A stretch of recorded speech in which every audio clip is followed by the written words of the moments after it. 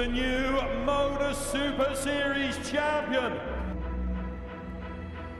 Oh my word! It's another incredible moment tonight. Jeff Smith! It's matched out. 5-star performance. Pull for big fish.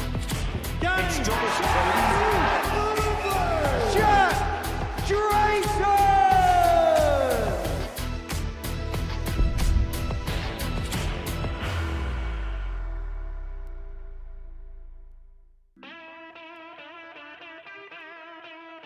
Well, does Duff dare on double 19? He most definitely does. England are about to take on Australia as Simon takes a trip. 160 for 2-2. Stay. Move. Oh, it's canny all right. It's 2-2. Got to go for the ball. And he's going to have to stay there. And he's going to have to move.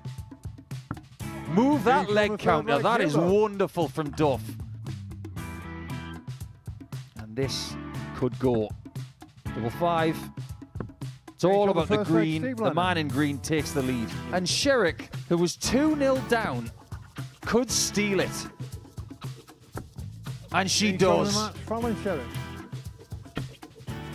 Seems like he has. Just like that. One chance. That's all he needs. That indeed is the question this evening. Who will qualify? Because half of the field is already safe into the finals night of Double Trouble 5. The other half will be determined tonight. Thank you for your company once again. Good evening and welcome to the Live Lounge in Portsmouth, where 3 players will progress from Group B this evening. So, over the next 3 hours, it will be the responsibility of the chasing pack from Sweden and Ireland to see if they can erode the gap. And with Laura Turner in company with us, we'll find out if Steve Lennon and Andreas Harrison can do what some people did in Group C this afternoon, because someone like Steve West, he did a good job, but not as good a job as Keegan Brown when he was bossing Group C. Yeah, not just bossing. I mean, it was perfect. It was the perfect Group C campaign, going 10 out of 10 in terms of wins. So, yeah, Keegan was safely through really early doors. But what made it really interesting this afternoon was that battle for second place. Well, this is the kind of stuff that we saw from Brown. He wasn't under much pressure because he qualified after round number 2. And that win against Robert Thornton, that is what sent Steve West through. Steve did his job. He won his last 3 games, all by 3 legs to nil. And then he won through on 10 points. Have you ever seen anybody win a group here by 10 points before? Not that I can remember, and you have to have some sympathy for Robert Thornton as well, equally on 10 points. But as you've just mentioned there, those last 3 games from Steve West, especially after a couple of poor first games earlier on this afternoon, going 3-0, 3-0, 3-0 to create that kind of leg difference, that was very impressive. So moving forward into Group B this evening, can we potentially say that the bottom 2, which are Harrison and Duff, and this is the last group of the week qualifying for Double Trouble 5. Is it all about them tonight, or is it about what the top 3 are going to do? Because you can see that Mitchell's through, feet up tonight, watching, I'm sure. Hello, Scott. Keegan Brown, another commentator here at the Modus Super Series, and Steve West, who was a 5-time weekly winner. This really is a stacked field already amassing for Saturday night. Yeah, it's looking really good, isn't it? But going back to your question, yeah, absolutely. I think that everyone's going to have their part to play tonight. We always know that. You can see, though, Steve Lennon, Andreas Harrison really are cut adrift with those other 3 players sat on 6 points. They can play spoilers. I don't know if there's going to be enough time for them, because they've only got a maximum of 8 points they can get to get themselves back into contention. Well, that is the crux, isn't it? Neil Duff can get to 8 points with 1 win. Andreas Harrison can get there only with 4. And some of the things he was doing last night, like winning against Whitlock on Whitlock's double, because double 19 last night was a very primary target for him. What is it about Neil Duff peaking at the end of a qualifying week? It just seems to be the norm. That Neil just knows how to negotiate these weeks, doesn't he? Perhaps uses Monday, a little bit of practice, bit of a warm-up, but when it comes to the business end, when it comes to being, and for the most of it, he's normally in Group B, and when it comes to this stage, he just knows how, it's like flicking a switch. He just knows how to turn it on, and he turned up last night. We do have 3 players on 6 points at this point, but we do have to look at the odds for who can potentially win the group. It does realistically look like it's between Duff, Whitlock and Sherrick. does Steve Lennon stand a chance? Because if he wins 4 out of 4, he gets 10 points. Is that going to be enough? It might be enough to get through. It depends, obviously, on the 3 sat at the top, but I can't see that actually being enough to top the table. So for me, the table topper is going to come out of one of those top 3. But hey, this is the Super Series. We've had odd-defying moments over the years. We certainly have. And without further ado, it's time to get Group B underway. But not before we had a chat with the Duff man to see how he was feeling about topping the table last night. Neil, welcome to night 2 in Group B. It's fair to say that you seem to be peaking at the right time once again. Yeah, just when it comes to Neil Duff at Modus, it's Neil Duff doing Neil Duff things. And yeah, it takes me them 3 days just to actually start going. I felt a lot comfortable last night, considering I hadn't been well. I had picked up a bit of a bug, and I was feeling a bit weak whenever I came in. But yeah, I got through it and made it most starts count. And but it's not finished yet, so I'll have to go out and finish it up tonight. What aspect of your game last night were you most pleased with? My double in, my kicking off. I think there was maybe once where I didn't get away, whereas in Group A I did struggle a bit. So, and that's what this game's all about. You need to get away early, especially if it's against the darts, or you can find yourself in a heap of trouble in the short format. So, yeah, and my scoring was good last night too. A few 180s banged in, and but you know this game, it's all about timing. So if you can get away in time and put in about a few scores, then you're always going to be there and thereabouts. Winning the group tonight, obviously if you do better than anybody else, you will win this group. But even at top position at 50% of the group, you can't really afford to relax, can you? Never relax in this game. Absolutely not. The minute you relax is the minute you're beat. I was talking to ones today, manager and stuff, and they were like, "Oh, one win will do tonight." And I'm like, "I don't play like that. I ain't going for 4 wins. Seal it, just get it done, and then reset again for tomorrow night." We wish you all the best, Neil. Play well. Cheers, Paul. Thank you. I'm going to agree with Neil Duff. Not for the first time. Because I don't think 1 win is good enough tonight to win the group. I don't think 2 wins will be good enough to win the group tonight. But 2 wins should be good enough to qualify comfortably. But if he wants to win this group tonight, he might have to repeat what he did on Thursday evening going into the early hours of Friday. Now, the Double Trouble 1 champion could, just like Steve West, be the first 2-time champion. But he's up against Steve Lennon in his first game tonight. It's really nice to see Steve Lennon playing for Spain. Or maybe there was just a 2-for-1 offer at Sports Direct. Only kidding, Steve. Only kidding. But that's a very Spanish shirt. And it might be an omen because Spain did rather well this summer. Paul thinks he's not bothered. First flag, Neil to through first. He's all about the scores. And he's done such a wonderful job this week because double start darts is particularly confusing. But not for the players. They know exactly what they're about to do. And Steve Lennon has to get off to a flyer tonight, playing game 1 and game 3. If he loses both of those, it feels like he's left himself with too much to do. Yeah, we've just discussed it, haven't we? It feels like a real mountain for Steve Lennon to climb already at this very early stage on Friday evening. No score. Well, your conversation with Neil Duff, and the bit that he liked the most was the fact that he could get off to a good start. Well, it hasn't gone his way so far. 6 starts and no start, but Lennon is now in and is now scoring. Yeah, that's not a bad way to start, and back comes Duff.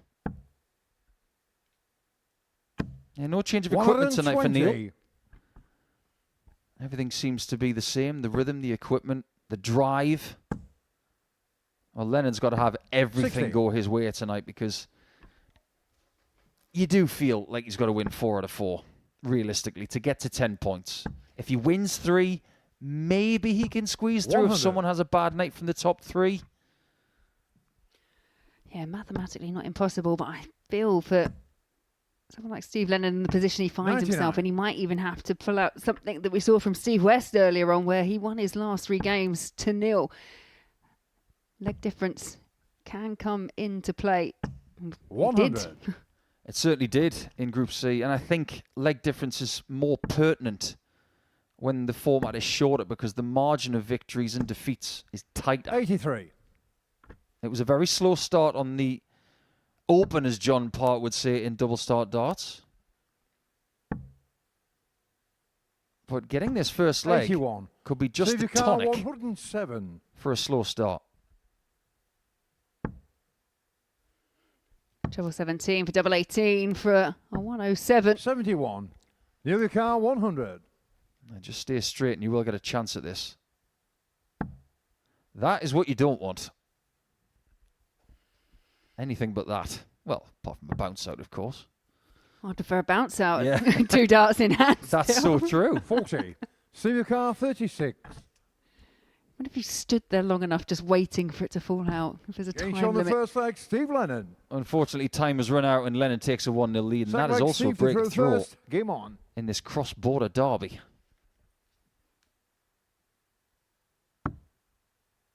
And that's more like it. Now, Lennon last night 71. didn't really do a great deal wrong. He found himself losing in quite a few tight situations. He lost his first game 3-2 to Simon Whitlock. No score. After that, he won by 3 legs to 0 against an under par Andreas Harrison. But then he did have 2 of the last 3 100. games, and he lost 3-2 to Sherrick. That hurt because he was 2-0 up and lost the last 3 legs. And it felt as if that hurt him 60. enough so that he was the sacrificial lamb in the early hours against Duff. And he took full advantage, winning by 3 legs to 1. 100. Well, Steve Lennon definitely making the strongest start of the 2. Neil Duff just that little bit slower so far 100. tonight. I know we're only a couple of legs in, but just that bit slower to get off to a start. And this is where this kind of format, we quite often say 60. it's a leveler. And that is because your opponent, if you get off straight away, your opponent struggles to find a double to kick things off, and you can just run away with it. And we're seeing this here in leg 2. 45. Stevie Carr, 170. That's an opportunity to stretch his lead, to take full advantage of a slow start from Neil. Now, missing that treble 134. 20 was probably a benefit to him because it took away the temptation of taking out the big checkout. I think he would have gone for it as well. 70. With Duff right the way back Stevie on Carr, 296 36. less these. He's back on something familiar. Getting shown This the is second going leg, rather Steve well for Lennon. His leg difference at the start of the night Third leg, Neil to wasn't throw first. disastrous Game on. at -1. He was only 5 legs behind Duff at top position, but crucially 4 points behind. And the last thing he needs right now is a 120. repeat of around about midnight where he lost the last 3 legs of a contest. He's going to have to get this done. 109. Again, it's another strong opening visit from Steve Lennon. Duff is off the mark. It's the quickest we've seen him get out of the trap so far in this match, and he needs it. 95. What did you make of what Neil said in his interview about the fact that you can't relax even if you're top? Yeah, I think he said it himself 96. actually, but Neil Duff isn't that kind of player to ever want to take his foot off. You know, I wouldn't say he was relaxed in terms of his play and his demeanour. Super competitive player. You could even 100. liken Neil to an F1 driver because the footwear he uses in darts is pretty much the same as an F1 driver would wear. Not the boot style, but it's the actual shoe style that 96. an F1 driver would have. Look at that. Not too dissimilar. I wonder if Neil Duff's ever been likened to an F1 40. driver previously. Surely he has. Had some great F1 people from the island of Ireland. 100. Neil the Carr, Oh, 146. Neil's got to be careful here because Lennon is on a 2-darter to win. He might need Lennon to make mistakes just to stay in this first game of the evening. 110. Stevie Carr, The setup's 100. good, but it was good for Steve Lennon as well. Superb dart. 80. not Nearly a car final 36. product, and Duff does dodge 2 match darts. Duff's first starts on to the the third latter leg, stages near at a though. double. And he does clean up. Both legs Steve to throw first. Game on. We don't know how crucial that leg could be. It could be the difference between third and fourth, or maybe even first and second. 72. Because when we split the players up from Group B into Saturday night, you're going to be seeing first and third play each other in the groups 30. on Saturday night. But if you're second, you're not going to be seeing the people from Group B until later in the tournament. Crucially, though, are they worried about that? They just want to get through, right? It's all about getting 140. through. You don't give any of that any kind of thought. I guess the only one that maybe sat there thinking about it could be the likes of Scott Mitchell, who's had a couple of days off in the knowledge that he will be 85. playing in that very first game when it comes to finals night here tomorrow. Kicking off 7:30.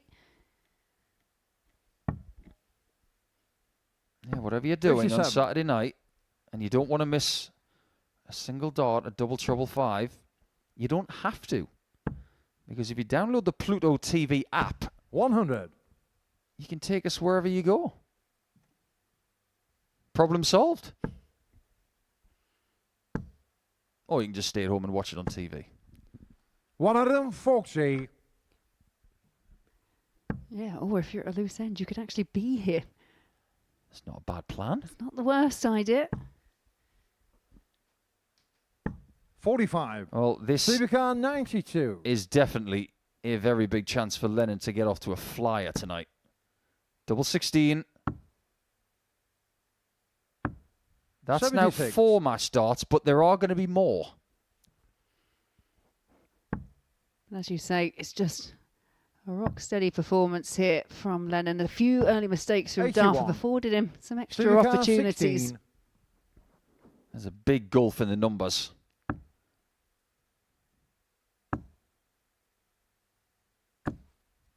This score. isn't over yet. Nearly car 160. I'm going to need to get the toes out to count the match darts in a second. And Duff can't save himself on that big out. 45. I don't think Lennon's going to feel too Supercar comfortable on double 8 16. now that he's missed it with 2 visits. Let's see if he can get over the line. He Each can on the this match, time. Steve Lennon. And after multiple visits, indeed multiple legs with chances to get over the line, it is a 3-1 victory for Steve. So he's off to a very good start tonight, and based on those numbers, I think it's fair to say that the right person won the game.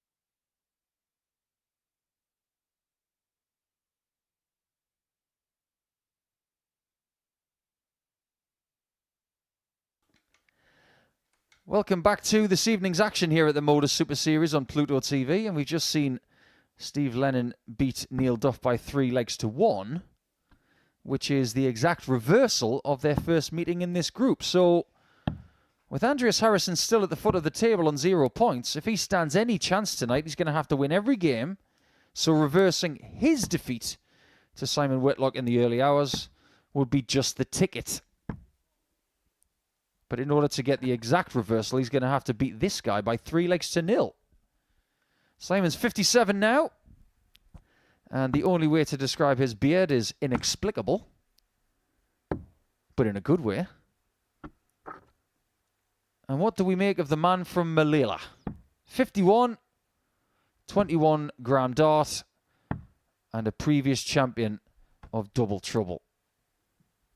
But it is fair to say, Laura, it is genuine trouble for the man from Sweden, because we have in the past seen people lose 4 out of 4 on a Thursday and then still qualify, but is it possible? I think First like Simon to what throw you need to first. take into consideration, I mean, obviously that loss for Neil Duff, that may be helpful as we get to the business end for someone like Andreas Harrison, but for Andreas, he's going to have to go through the card. There's no two ways about that. But if there is a 51. capitulation from any of those top 3, then yes, mathematically still possible, but it just feels really unlikely at this stage. Well, last night his double top ins weren't 80. brilliant. Tonight they have to be better, because he's going to have to get down to the middle part of the leg, if not onto a finish, after about 12 darts, more often than not, just to put his 62. opponents under pressure. He's more than capable of doing that. Because if there's one guy in this group that really does simplify the sport, it's Andreas. He doesn't 45. think about it too much. He turns up, he does his best, and he leaves. But he doesn't want to go out tonight. He wants to come back tomorrow.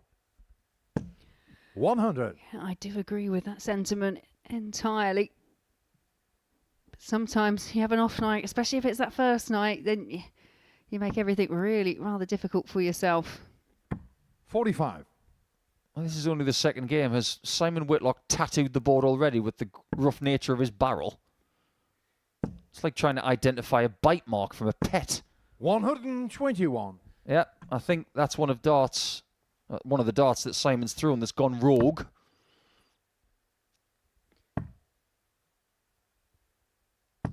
Yeah, that's rather good. 171. And that's Simon encouraging. 167. If he's able to do that. He's going to get a shot at the 160. 99. Oh, don't you Andreas start, Jakar, Simon. 160. 87 left and he goes treble 19.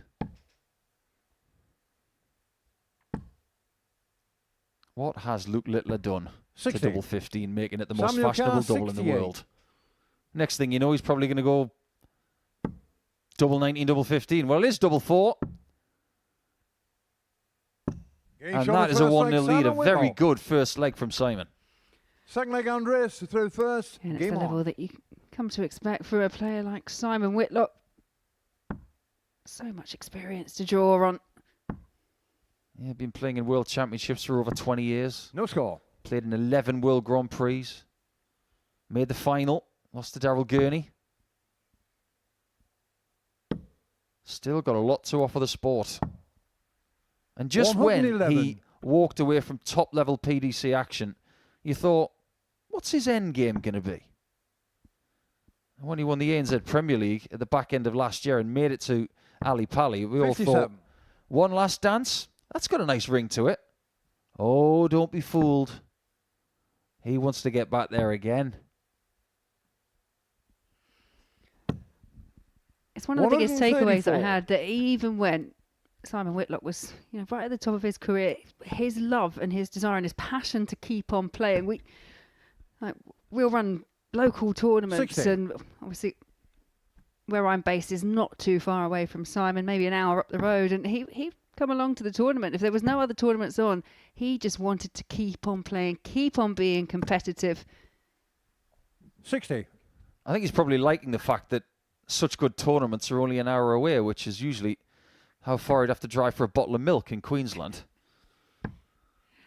Yeah, speaking to players, 95. say from the same area as both, Andreas and Simon Whitlock, we'll moan about the fact that we might have to travel 2-3 hours up the road for, say, a county match or a big 140. tournament. That's like local league for a lot of these guys. Oh, yeah, I've got friends who used to drive 3 hours to Dandenong in Victoria every Thursday and then 3 hours home.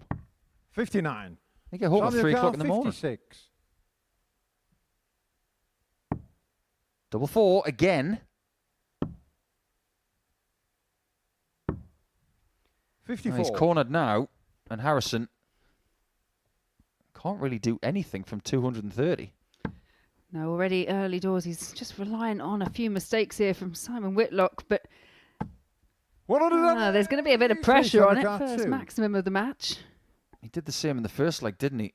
Scored a 171 to leave a finish. It proves to be too late. No This score. time Andreas it might Ricard, not 50. be too late. This is where this game could change. Just about. Game show on the And second that leg. is a close Andreas call. Harrison. Just goes to show Third leg Simon who threw that first. an Game 18 on. is an 18, whether it's in the middle or not. Yeah, and a nod of approval in the background there from Andreas Harrison. 51. You don't want to be in that position where you are relying on your opponent to make mistakes, but you have to give him credit. The 180 and then the 50 out in 2.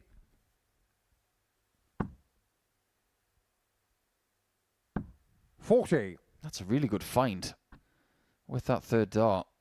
Keeps him very, very competitive at the start of leg number 3.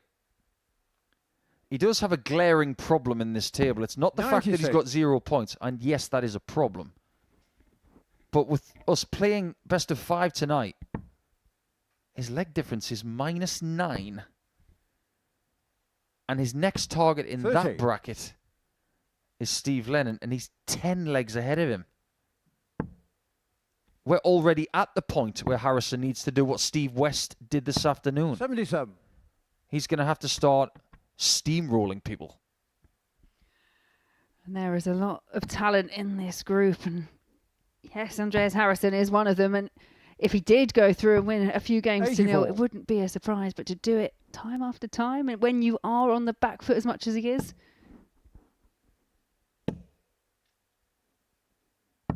97. I had an idea with Trina Gulliver last night, Laura. I don't know what you think about this. But how about we have a challenge match here at the Modus Super Series? Make it best of 19 or longer between these two 44. legendary players. And whoever loses the match has to shave their beard. no. What, do you want a bit more time to think about that? No. It's kind of who they are, isn't it? 140. Could you imagine one of them without a beard? No, I'm not for that. Yeah, we used to say that about Terry Jenkins' moustache, by the way. And then he shaved it off for Bipolar UK, which was a very nice gesture 57. Sam and an Nicard, exhibition 40. in this area for James Wade. But Whitlock's on tops after 15, Game show on the and he's third on leg. nothing Simon after Whitlock. 60, and he could be eliminating Harrison Fourth leg Andreas in the who next threw 2 first. minutes. Game on. Yeah, you mentioned Terry Jenkins there, but not the best moustache that we've ever seen, in my opinion, because you have to go north of the border 60. for a Ronnie Sharp special if you're talking about iconic moustaches in the darting world. Yeah, you're not wrong. Iconic facial hair in this sport. 90. These two are definitely on the podium. You may want to stick Ronnie Sharp in the silver medal spot in between these two. 25.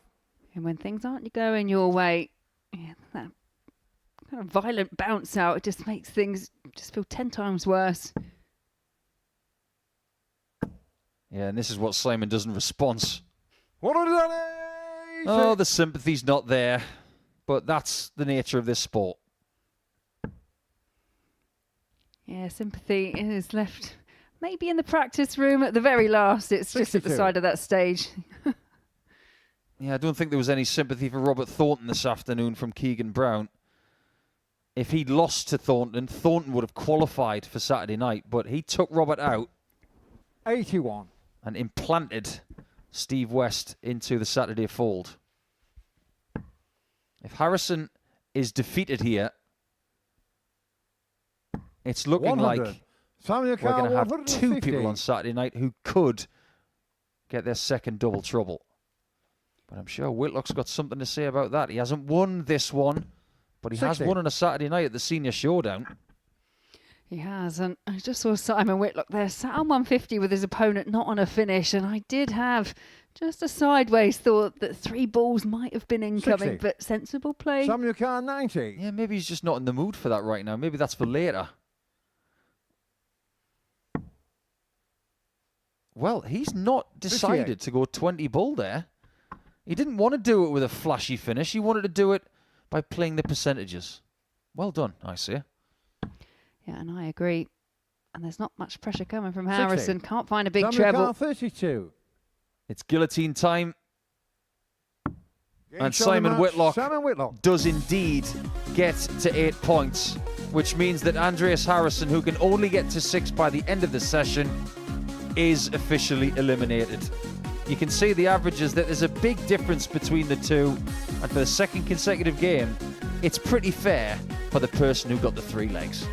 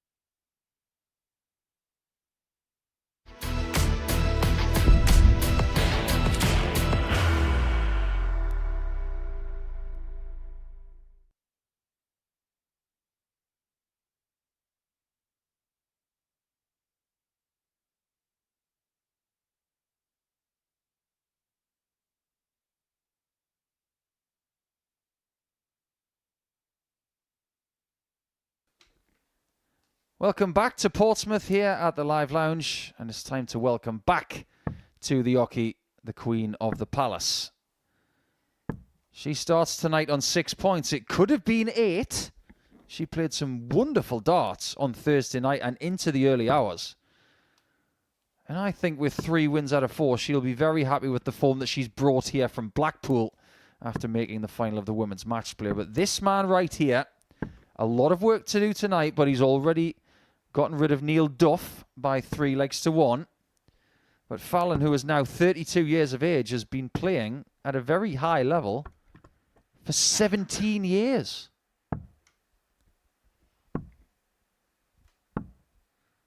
So Steve will have the darts against Sherrick on this occasion. This was one of the best games of last night because Steve got off to a 2-0 lead, but he didn't win. First like Steve to throw first.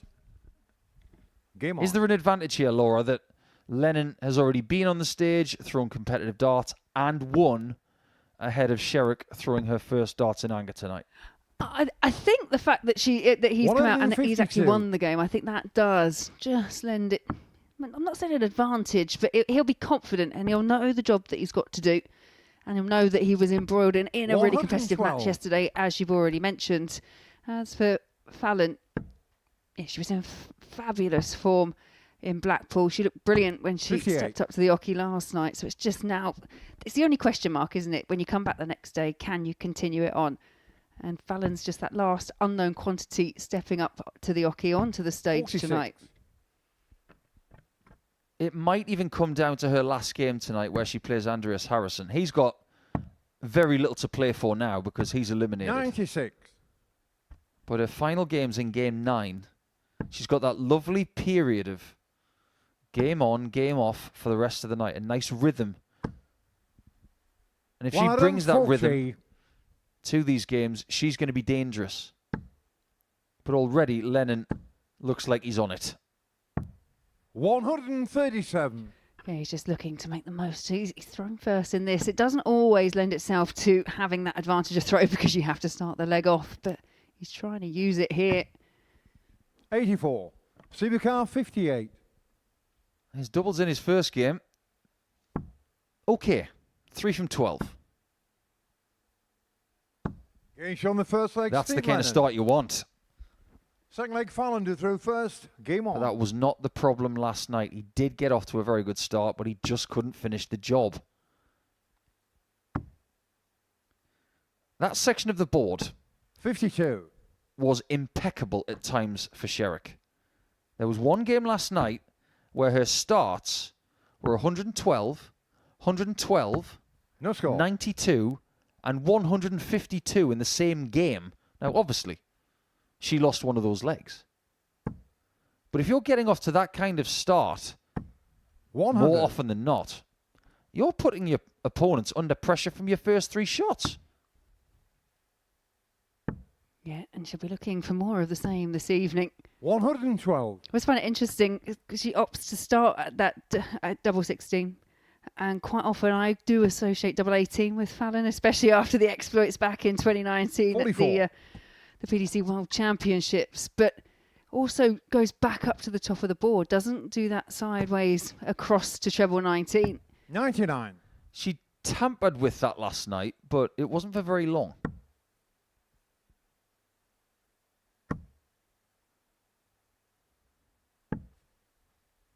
I 86. think the plan there was to get 3 treble 18s, but that was scuppered by that treble 4 deflection. Oh, look at this from Lennon. 180. This is a really good performance. Yeah, he kicked off with a pretty solid one with that 3-1 win over what was the table leader going into 54. tonight's session. Sivakar 110. Neil Duff, and looking to back it up here. Sherrick is not in a very good position here. Now, bearing in Being shown the mind second that leg, Sherrick Steve was Lennon. on Third leg Steve to throw first. a Game mid on. 300 score. I think it was 349 when Lennon was getting in. That was an exceptional leg of darts, and he is not stopping. 112. He's absolutely racing through this match. The rhythm, everything just looks right for Steve Lennon so far tonight. But once again, Fallon off. 112. First start of asking. It's another score of 112.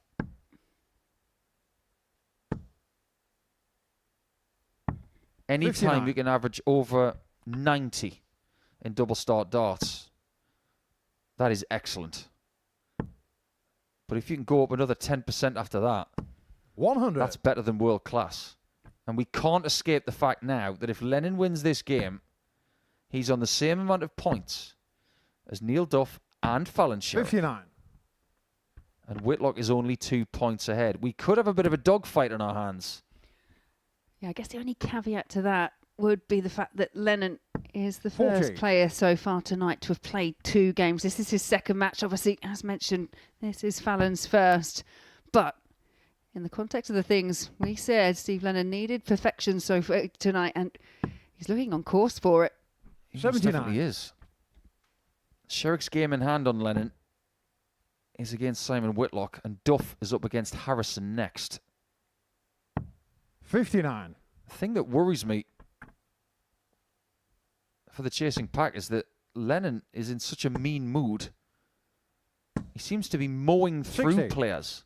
If he were to go 3-1, 3-0, that's an exceptional effort with his first 2 matches.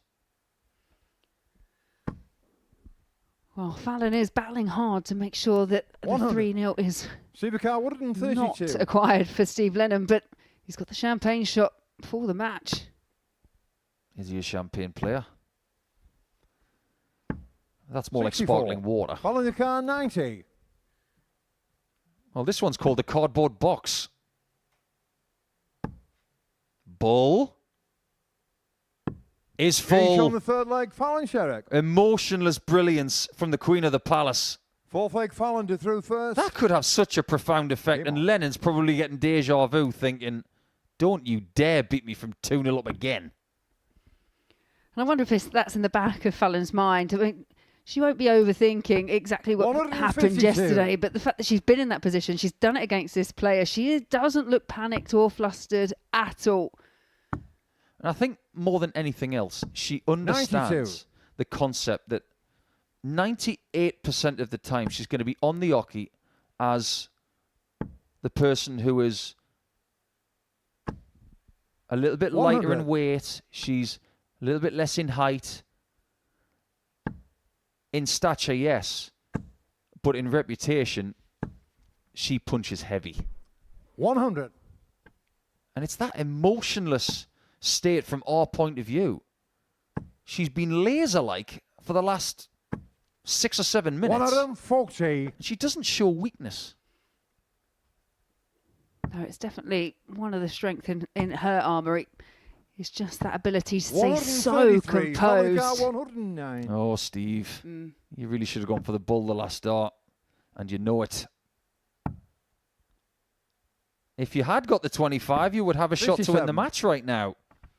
I don't want me to talk to him like his teacher at school, but he did make a mistake. Yeah, obviously, either just that lapse in concentration 95. from Steve Following the Lennon. car 52. Oh, he just felt that confident of getting that third treble 19, but as it stands, it's Fallon Sherrick looking at double 8. Gage on the So fourth leg, clean, Fallon so Sherrick. clinical. 14 dart, hold a throw for Sherrick and Fifth and forces final leg, another Steve to through tiebreaker. first. Game on. Yeah, I think Lennon is sick of the sight of this girl because if she wins this last leg decider now, she goes to 8 points with Whitlock and Lennon is stranded on 4. 52. It's a doubling clinic, both in and out.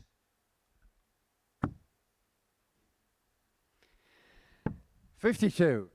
And she's in again, and I guess the only surprise off the back of that is she didn't actually back it up with the treble 20, because when she's finding that 32, the adjustment back up to the top of the board has been so on point for Fallon. 83.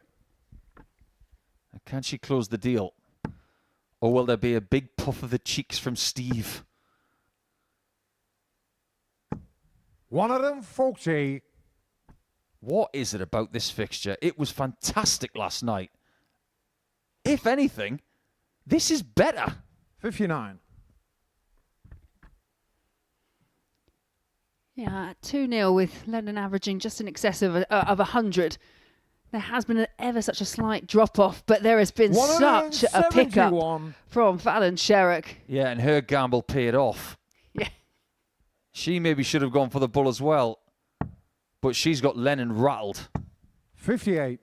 Follow She's the car, banking on the fact that he couldn't find a 138. couple of big trebles, and he hasn't. And now Fallon with a chance for the match. Double 12. 140. She will return. That's a professional miss right there. Definitely better off missing high than low.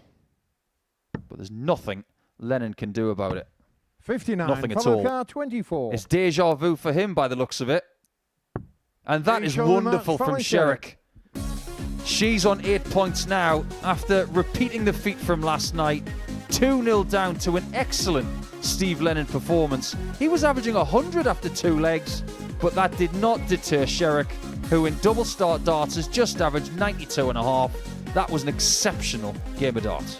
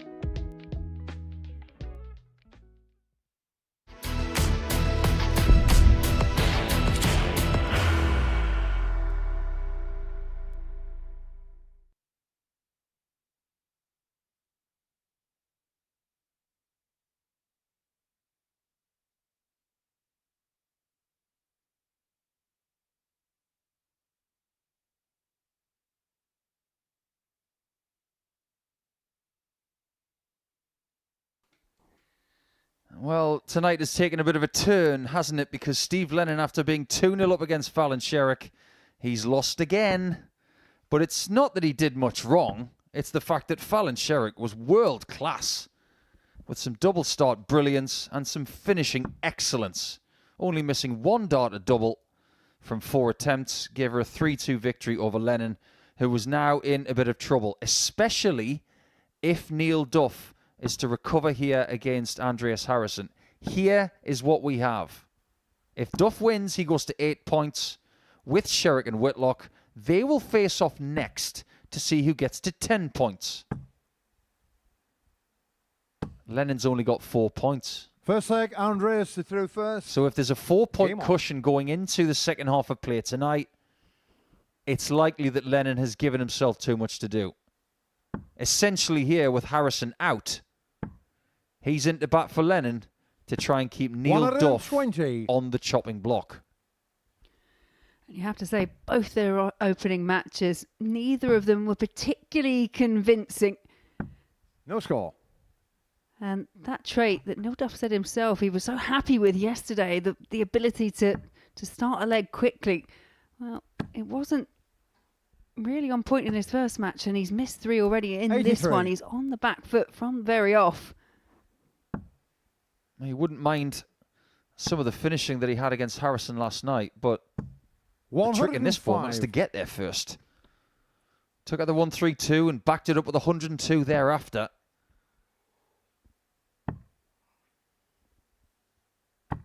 $96. It is quite sad that Harrison's not going to make Saturday night, because it would have been nice to have all of the previous champions in Double Trouble 5 finals night.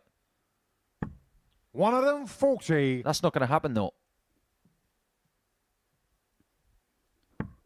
No, but with Harrison out of finals night, that does offer up 85. Another opportunity for someone who hasn't picked it up. And I don't know, there's something quite interesting about the fact that we could potentially have 5 different weeks of Double Trouble and 5 different winners. 134. It's statistically more likely 117. that we get a new winner than a double winner. Double top. 77. Andreas is at fault for that by missing tops. Duff could use something like this. He doesn't get the treble he needed. 19s would have left tops. 62. Andreas Ricard, 40. Harrison opened up with the tops. Each on the first leg, Andreas Harrison. Finishes leg 1 off with tops. Second leg, Neil through in this first. format, you don't hate a book-ended leg, especially if you like to start on tops. It is a primary double, but you don't see many people going for a secondary double as a primary target to start a leg, unless your name is Richie Howson, who this afternoon utilised double 8 to rather good effect. Yeah, or perhaps Richie Burnett, 60. who seemed to then just abandon everything we expected from him and started off quite a few legs on double 13. Yeah. He's probably thinking 100. Right now as he goes back to Wales, why didn't I do that a little bit earlier in the week?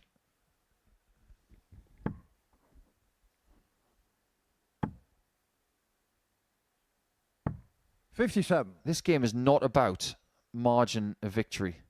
It's simply about Duff winning. That's all he wants.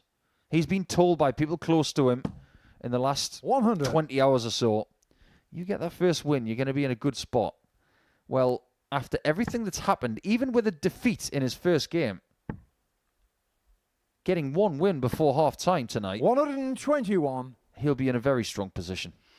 Yeah, he will, but sometimes those kind of comments, as much as you try and push them away and push them to the back of your mind, they can sometimes just start to emerge, and you do chase that 1 win. Neil, as a player, is mentally very tough. I'd like to think that doesn't enter into how he's feeling, but it was an off performance in his first game. 58. Neil the car, I think you're right there. Everybody's got the right intentions, but sometimes misguided positivity can be poisonous. Well, none more so than when you go into a match and you actually what you need in order to qualify is legs. Not even a win, it's legs. And your mindset flips from focusing on the win to just focusing on, right, let's just get a couple of legs, let's get through, and then maybe look at the win after. It does not work. That works. First leg, and he really needed a clean kill there. Felt like Andreas to throw first. Game on. His doubling percentage was not a problem in his first game. His problem was getting to the doubles. He only had 2 shots at double in that first game with Lennon. No score. This is an opening. Yeah, huge chance for Neil Duff. He'll be back at the top of the board and gets off. First start of asking. 77. As far as board management is concerned, that was absolutely brilliant from Neil, because he knows on that switch, he's far better off going 17s than 19s. No score. And the fact that Harrison's not off in 6, Duff has got to speed up.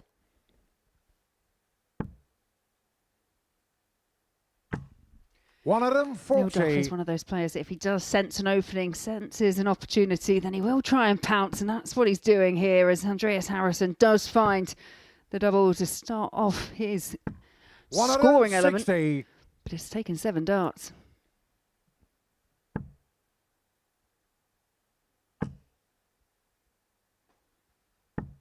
Well, there's a little bit of internal chatter there from Duff. It's worked a treat,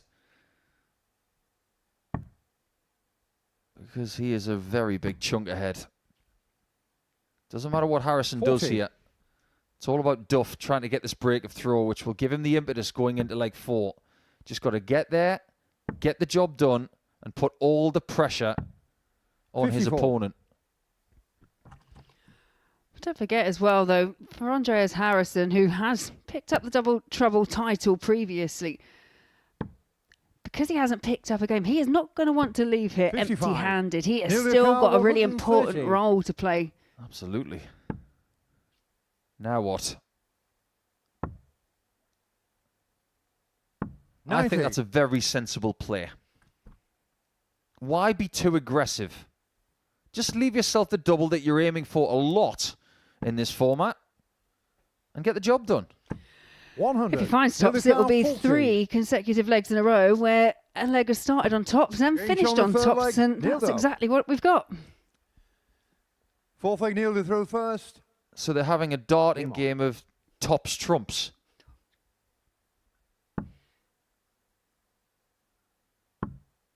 Okay, so let's use double 5 instead. 30. That was so wide of target, it almost looked on purpose. Yeah, I was thinking the same thing, because there wasn't a big reaction from Neil Duff. He had done that in his earlier match, but there was a bit of a shocked look on his face. 60. Well, there's a phrase in this sport where if you score 95, 85, 99. I don't know what it's like in your area of the UK, Laura, but we used to hear this a lot. Oh, it's as good as a ton. 100. And it's true. But 135, the previous score for Duff, is better than a ton. And this is better than a ton. 180. That is the lot, the best of them all. And the 180 does take him down to a finish. 156 after 9. We saw Fallon threatening a 12 darter in order to see off Steve Lennon. Well, there's an opportunity here for Neil Duff. But he needs to find the first part of the combination done. Needs another in there for double 18. Wallop. Just like that, Neil Duff arrives. Harrison's never going to win that game, because that was sumptuous from the former WDF champion. That was a statement, as if to say, that first game of the night, yeah, it didn't go well, but that one has gone extremely well. Duff is now on 8 points with Sherrick and Whitlock.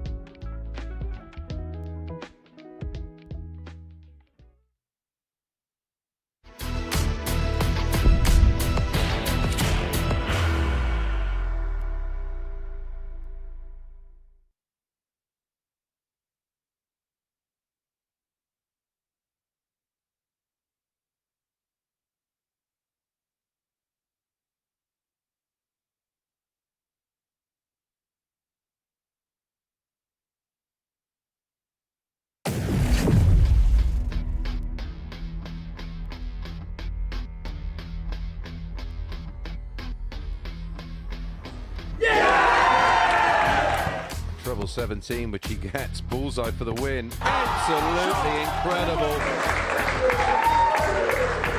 Oh, you just know. Bang on cue. Come on, it's fishy time. One more. This will be amazing. Is it double top? Double 12. As the champion, it's match start. Will get a match start at the bottom. There it is. The time is now. A new champion will rise. These are nights as dart players you absolutely dream of.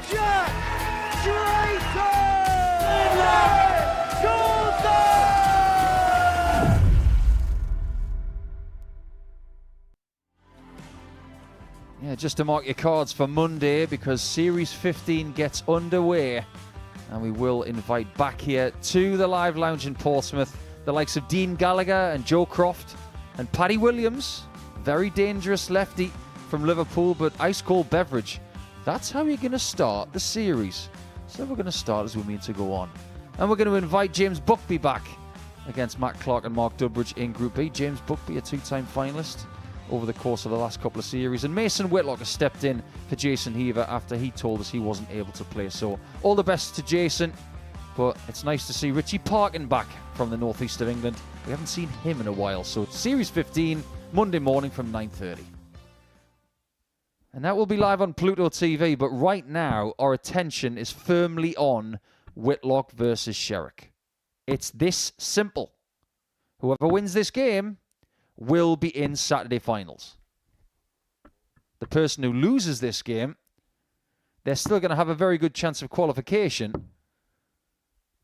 But what does Steve Lennon need, Laura, to ensure that he's still got a chance of sneaking third spot?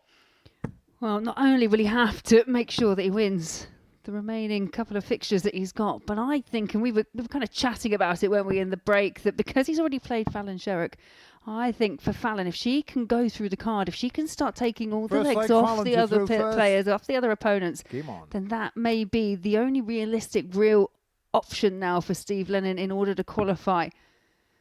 And if Fallon starts off here like she finished against Steve Lennon, then Simon Whitlock, well, he could be really up against it. Yeah, the ingredients of this game are very tantalising. No score. But as much as we talked about Sherrick being 2-0 down and winning against Lennon twice, this is the game last night where Sherrick was 2-0 up and lost 3-2. Do you think she'll remember that? Is she that kind of person where she'll remember, oh, I was 2-0 up against you and I lost. 54. I'll have to square that ledger. I think those kind of thoughts only come into your mind if you get the impression that history is about to repeat itself. I think for Steve Lennon, going 2-0 up, he probably 85. Didn't give it a single thought. He was playing so well, averaging in excess of a ton. When Fallon started coming back, she had the 90 finish on the ball. That's when I think Steve Lennon would start 59. To think about it. And I'd say the same here. If Fallon goes 2-0 up and then gets pegged back to a last leg decider, then maybe that's when you start thinking. Yeah, that makes a lot of sense. 60. And moving forward, 90 checkouts on the bullseye might be quite triggering for Steve Lennon. It's not going to be a good memory to take away from the Live Lounge if he doesn't qualify for Saturday night. 40. But Sherrick can still do him favours. So all of a sudden, Scuba Steve is the biggest Sherrick fan in the place. And she is making the strongest start of the two.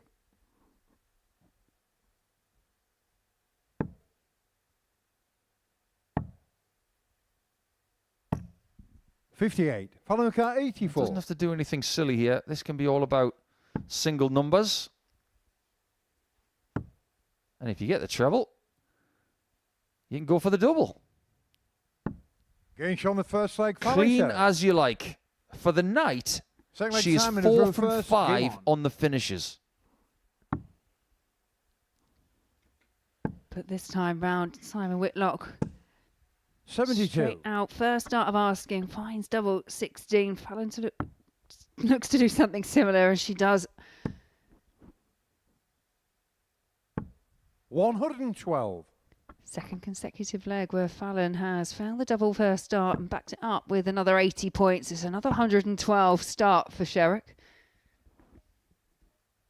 96. I'm going to go early with this because I'm feeling it. She's playing some wonderful darts over the last couple of days in this format. 85. If she were to go on and win this title, what would that do for the women's game in their hunt 134. for something else in a major sense? Is this the start of your Fallon Sherrick for the World Grand Prix campaign / maybe a women's event happening there? There's a women's match play. I don't see why we can't have a women's Grand Prix. Or maybe even a women's double start week. 59. Following the car, 164. It's a big ask for 2-0. Too big an ask as it stands.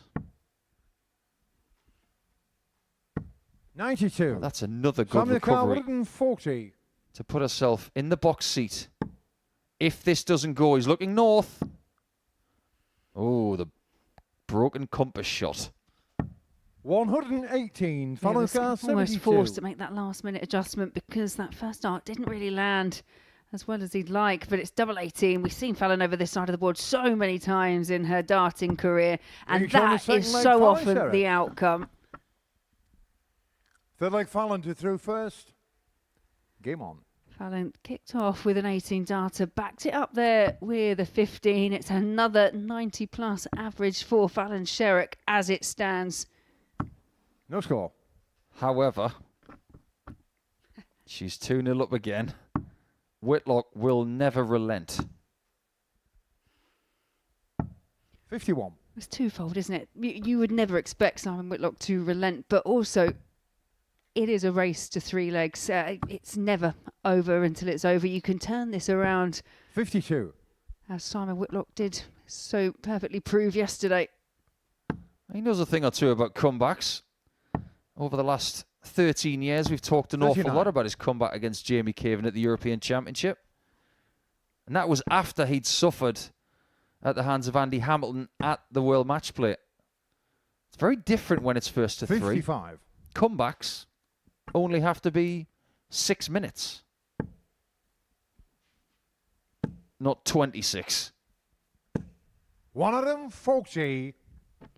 And Simon Whitlock now just starting to make his move, making the most of the fact that this is a little bit of an off leg here for Fallon. 84. Yeah, and she did throw first.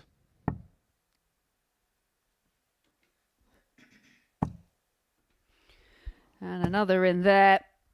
171. Well, 85, 95, good as a ton. Well, that 171, as good as a max. Amen.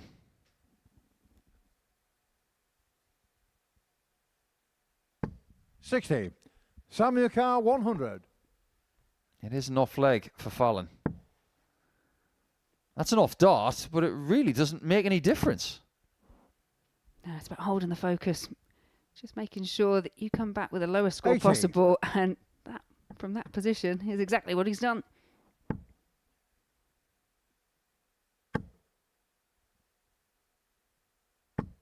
$60. Not on a finish. Samuel Carr, There's a bit of a 20. wry smile from Fallon.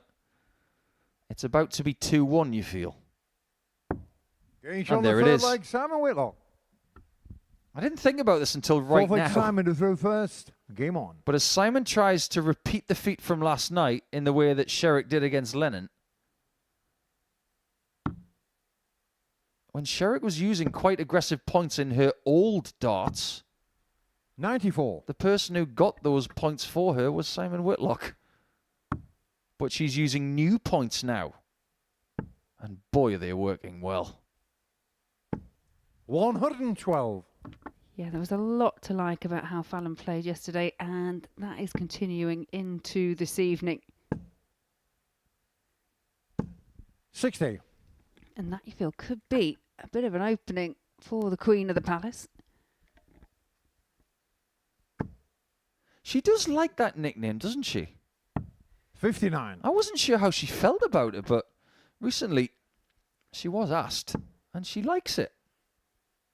She didn't have a nickname until that win at the Palace. 100. No, but I think that's the best way that nicknames come about, is just something that's quite natural, that just It kind of just happens. 99. I do find it quite ironic that when she went to get her MBE, I'm sure it was interesting at security. So, what's your name, young lady? My name's Fallon. I'm the Queen of the Palace. 100. And security would have said, you're what, sorry? I'm not sure she necessarily goes around and introduces herself as such. No, she doesn't. She's very humble. 60. Sam in the car, 147. Well, this is very much deja vu. Unless something goes drastically wrong in the next 30 seconds. That's an excellent approach. 115. Yeah, absolutely nothing wrong with the setup there for Simon Whitlock. Treble 17 to Lee Fallon on the double. 97. Sam in the car, 32. She may not come back for 74. That's perfectly open from there. This is a big dart. 24. One thing Sam in the Sherrick car, is really good at 74. is finishing games off when she gets a sniff. Can she do it again? Oh no, it's a flyer.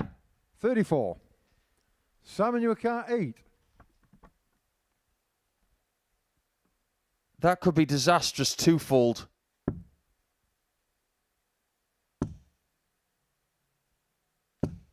No well, score. well. Following your car, She's let off 40. the hook, and Whitlock may be licking his wounds. He can't believe he's not taking that out. Fallon does, and she qualifies for Double Trouble 5 finals night after a somewhat comical end to that leg. She can't believe she missed the board with the single 20, but Whitlock could not finish that fourth leg off. And after a really hot start, Sherrick does indeed get revenge on the Wizard from last night's defeat by 3 legs to 1.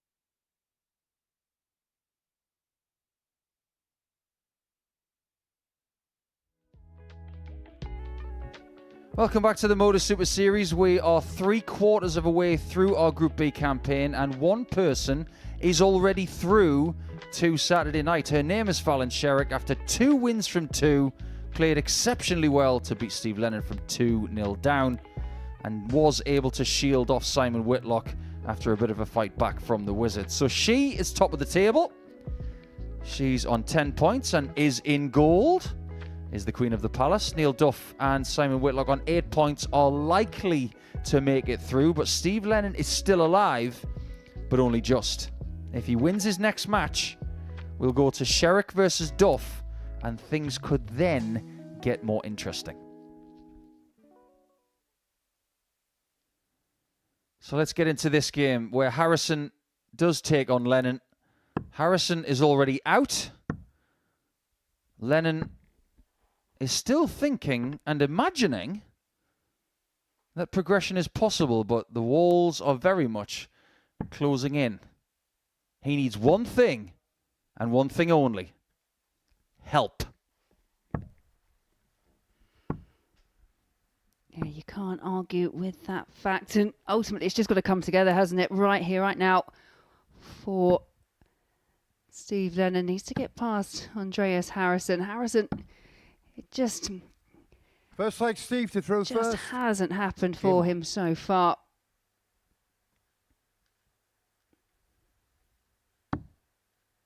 Yeah, good start here from Steve. He's played some very good darts tonight. 112. One thing is for sure. Tomorrow never knows. No It's score. all about today. We're getting very close to Saturday already. But the one thing that Steve must 100. focus on is what is in his control. He does need help.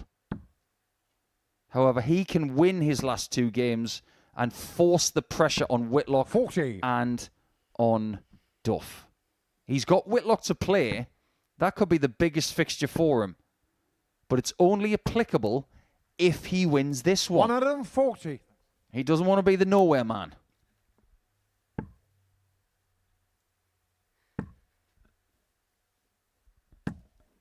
$22. Wow. Supercar 149. Really is a solid start here for Steve Lennon. Treble 19.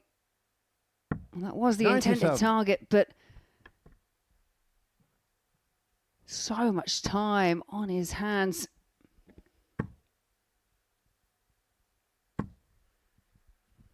$40, thank you. For both Supercar these players, 52. there was so much damage that was done yesterday.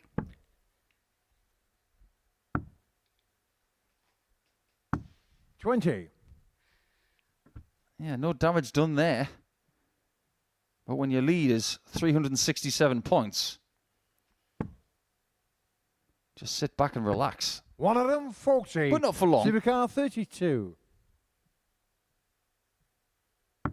Getting shot on the first leg. Beautiful Steve shot. Lennon.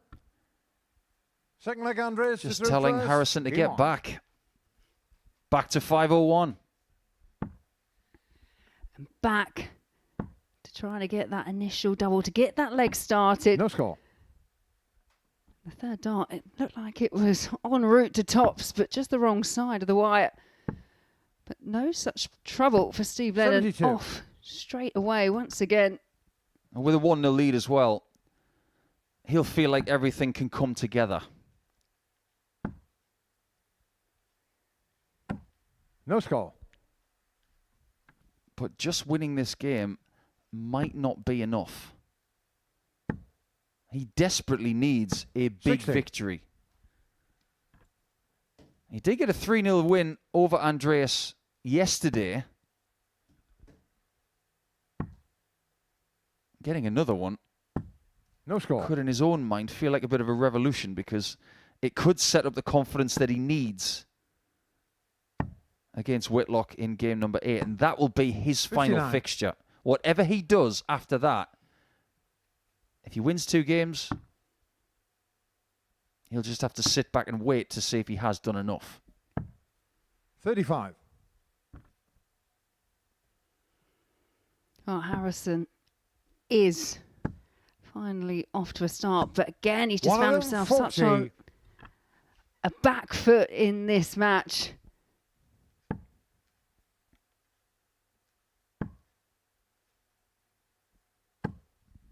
Taking it to 170 on this stage is definitely something very special.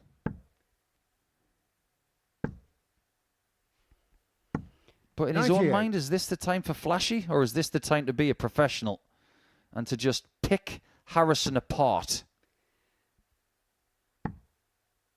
I think with that kind of lead, then 81. ultimately, I think he would have been the type of player to have given it a go. Look at him go. 2-0 up, playing beautiful darts. Game on. And yet again, at 2-0 up, like he was against Sherrick, he's bossing the game. Can he get the final product this time? No score. Right now, he might not be looking at the board. He might be saying to it, I'm looking through you. 59.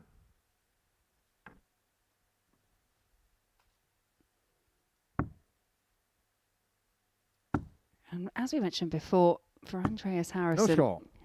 a person that has been here previously has picked up a double trouble week. It's just that long, winding road to get himself back into trying to win at least one match. 81. Well, make no mistake, Harrison has not started very well in this game. But Lennon hasn't started very well in this leg. So the last thing he needs 112. going into this stage of the match, just like the Sherrick game, or any sort of golden slumbers.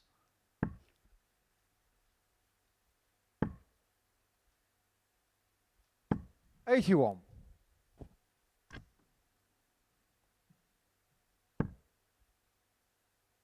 He has got a slightly intense 60. game face, hasn't he, Steve Lennon? Last night I was saying he talks about as much as a fish. He's not the most loquacious of people. But that's not 60. a bad thing.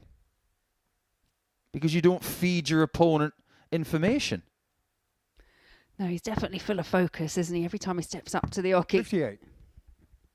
Yeah, essentially, when he turns up to a darts venue, he says, hello, goodbye. And somewhere in between, he gets the odd win or two. 100. From this position, he wouldn't mind 419s and a bull. That'll work. 101. Andres Agar, 120. Is it enough to get that precious 3-0? Lennon's done so well to keep Harrison just at bay throughout the match, and Harrison not able 45. to carve out a chance. There's a big slip with that last 170. start as well.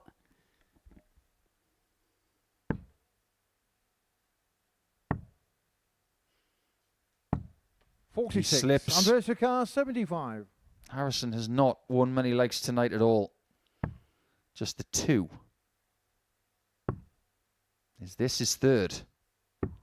63. It isn't, and Lennon gets a chance to 124. put him away.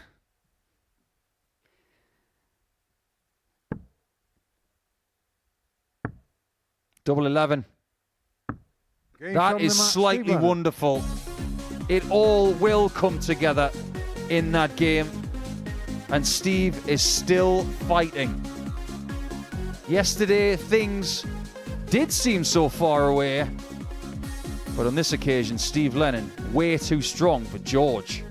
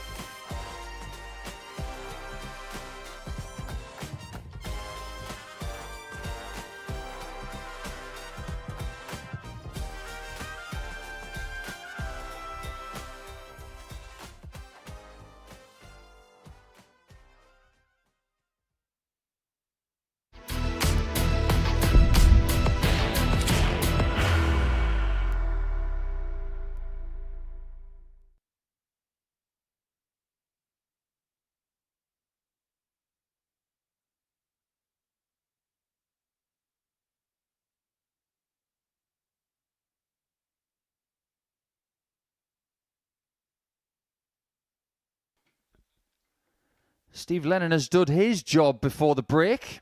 He's beaten Andreas Harrison by 3 legs to 0.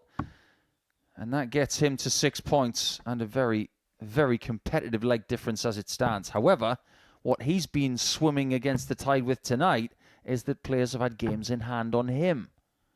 He was not able to beat Fallon Sherrick. He was able to beat Neil Duff, but the 2 people he's already played will now meet. And Laura Turner, my esteemed colleague to my left, has already said in the previous game that if Lennon were to squeeze into 3rd position, he needed to beat Harrison. He's done that. Now, he needs someone that he's already played to start taking legs from other people. You think, Laura, that Sherrick winning here is good for Lennon? Yeah, I think 72. ultimately that's the kind of result. If Fallon, at the start of the evening, it was kind of if any one player can dominate, but now it's Fallon that's won her first 2 opening matches. If she can continue in that vein, then yeah, I think that's the best opportunity Steve Lennon has got to get through. As you mentioned, Steve Lennon will have Simon Whitlock to play, and Whitlock's then got Duff in the very last match of the evening, and Fallon Sherrick's just continuing in that same vein and finds the first max as Duff kicks off his leg. 120. 381 after 6 darts in this format is not bad. What people are struggling with when it comes to Sherrick is that the majority of her starts are in the first visit. And they're not small scores. We're talking about somewhere between 92 and 112. If you combine that with the fact that she missed 1 dart at double in her first match where she beat Steve Lennon, and then she only missed 2 darts in that victory over Simon Whitlock at a double to finish legs, the doubles, that's where she's winning both at the start and at the end of legs. And let's be honest, the scoring's been pretty tidy as well. Yeah, you're not wrong. I don't want to hex it whatsoever. 97. Because she's already through, but 102. The way she's finishing tonight, she could finish soup with a fork.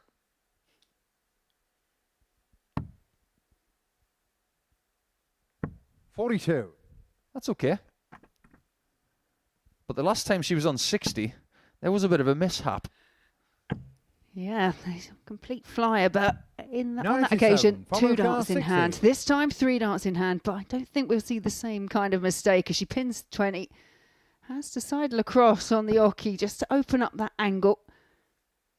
Getting shot the first leg, Fallon Sherrick. There's another clinical finish. It's just visit perfect, isn't it? Second leg nailed through the first. Game on. And I think for me, that's a more important stat. Yes, we love it when someone goes and doesn't miss a single dart at a double, but if you're visit perfect, you're not allowing your opponent back to the Oki and you're shutting them down at the earliest opportunity. So let's try and nail this down.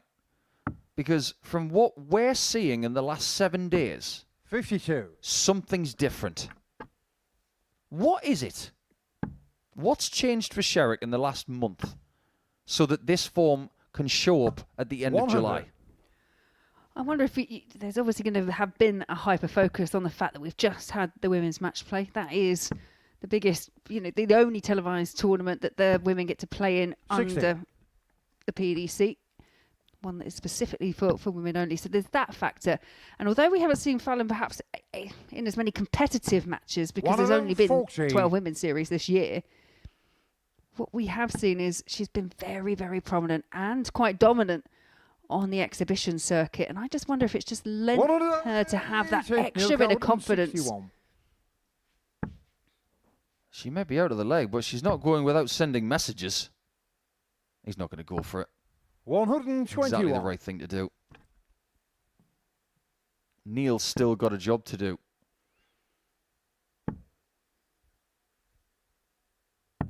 $99. Neil the car, 40. Needs a book-ended leg. He's not going to get it. He's going to have to go over the top of that one, or if he goes further left, the more difficult it is. 30. Following the car, 110. Well, don't be surprised if Sherrick takes this out. This is the kind of shot she was hitting last night. But that one's another flyer. That's a good 2 inches above target. 50. Yeah, not Neil the happy car, 10. with where that second dart landed. Game shown the Duff second will be leg, happy Neil where Duff. that one has. Third leg Fallon to through first. Game on. Effectively, with our next game, Lennon could be out if he loses to Whitlock. 16. It's as simple as that. Yeah, we're talking about the potential for Steve Lennon to maybe squeeze into third position, but yeah, 100. he still has to win the games, well, the game that he has left as well. There is another possible route for him, because if Neil Duff wins this game, 81. and he goes to 10 points, if Lennon then beats Whitlock, and then Duff beats Whitlock, 100. that could be enough for Steve. It may indeed go to the last game. And I don't think Steve Lennon would care if it goes to the last game or not, as long as he's still got a chance.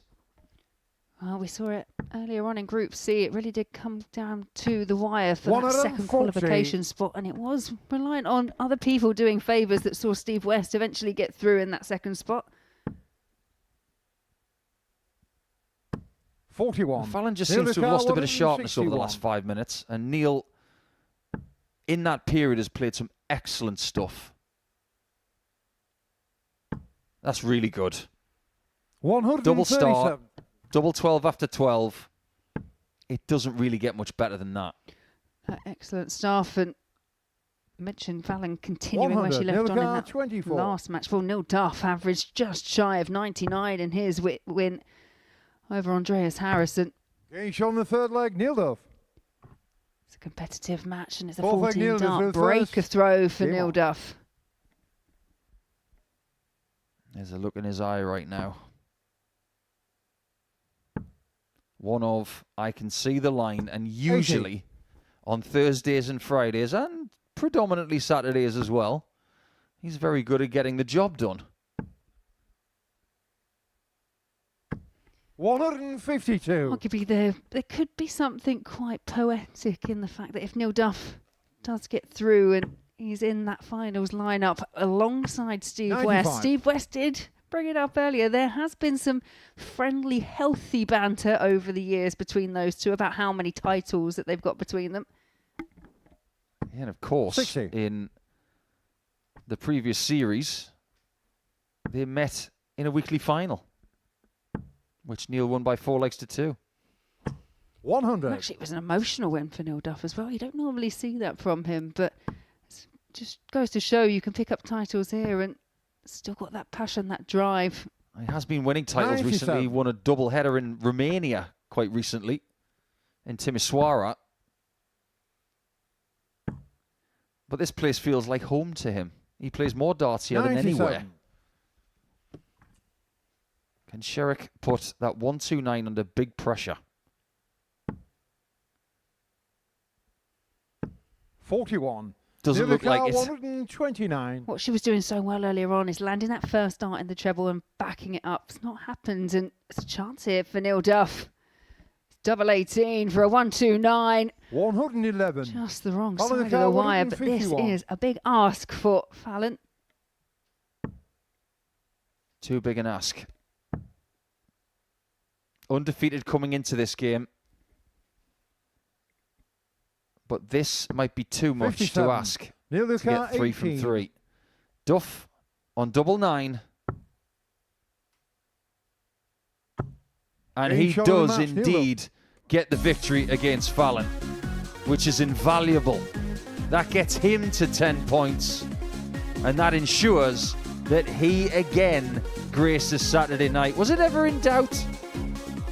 Probably not. But that was another great performance from the Duff man. His second consecutive 90-plus average in double start. He wins by 3 legs to 1.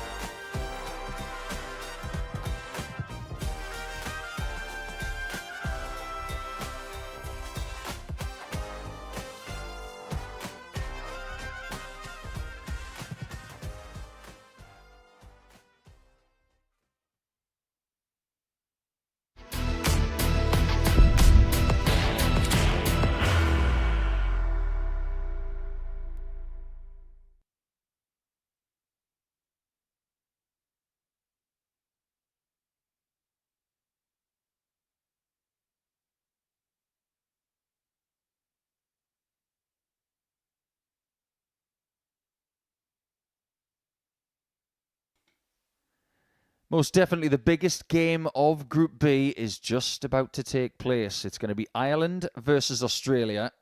If Simon Whitlock wins this game, he will too, just like Duff and Sherrick, qualify for Saturday night. But if he stumbles against a player that has already won twice tonight from his 3 games, then we will go to the final round and Whitlock will have to beat Neil Duff, potentially, to squeeze through.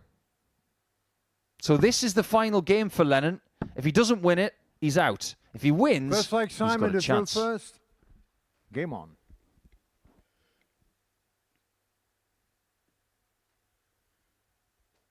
Let's see how they start. And that is not a bad one. It's a good miss. In 94. this situation, You would take that every day of the week. Absolutely. And then backs it up with another 80 points. It's not the perfect start, but it's a start. And that's what's important because Lennon not able to find a double. Lennon wasn't able to beat Simon Whitlock in game 3 of the group. That was on Thursday evening at around about 11:15. It was a very competitive game. Both averaging in the low to mid 80s, which is very respectable in this format. The difficult thing for Steve is not just the fact that he's playing this guy, it's playing him against the darts when he's doing things like that.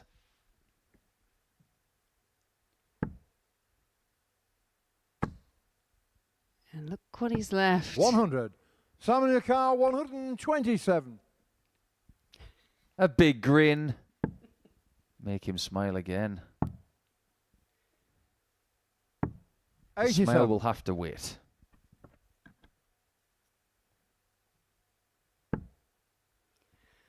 I never tire of seeing that on social 60. media. Simon When Yakar, 40. he says 127 in game. It's Phil Taylor's face that gets me every time.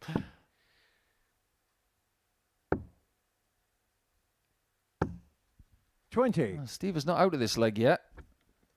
He's just likely out of it. Yeah, obviously we were recently up in Blackpool, weren't we? And ultimately that's how I remember my room number. I was in the Paul Hinks room. It was great. We used so many hotels. I did not forget that number once. On the first leg, Simon Whitlock. Simon Whitlock there, taking that opening leg. Second leg, Steve to throw first. It was quite handy. You know what it's like. You're travelling around, you're in a different hotel from week to week, and ultimately you need some way of remembering it. Oh, yeah. I won't forget that one. I'll go back next year and probably end up trying to get in the same room. You aren't wrong, though. If you travel long enough, you have to find ways to remember your room number. 152. Well, room 152 is rather useful.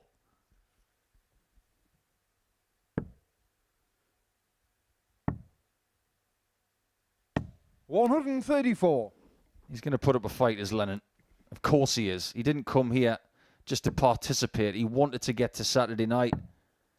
But if there's one thing we've noticed 58. with Steve this year in this place, is that nothing is coming easy.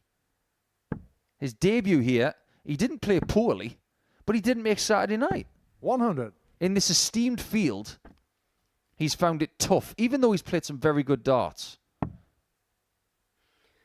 Do you think sometimes players come here that have just come off the tour 45. and they've got that bit of a Civic Car, reputation about them as 155. well? And players, I'm not saying that they do it consciously, but they do find that an extra level, they step up their game when they're taking on these type of players. 57. Yeah, it's as if to say, welcome to this level. Pack your bags. Stay at this level and see if you can succeed. Some people just don't have that ultimate bungee cord to go straight back to the Pro Tour. Some people have got to stay here for a while. Might be the case for Lennon, who's going for 16s. That is so good. Steve Lennon. He's under big pressure to win this game. And he on. does a very sensible thing in looking at a 98 checkout as a 3-darter. And this game is being played 152. with both players in the knowledge that it will be, well, it will, for Steve Lennon especially, this is all or nothing. For Simon Whitlock, he knows that he 32. can just put himself through with a victory here. Simon Whitlock will not want it to come right down to that very last match. No, he won't. 58. He will see this as his opportunity of getting rid of Lennon, making sure he's coming back, and then against Duff, as much as he'll want to win that game, he won't be under as much pressure.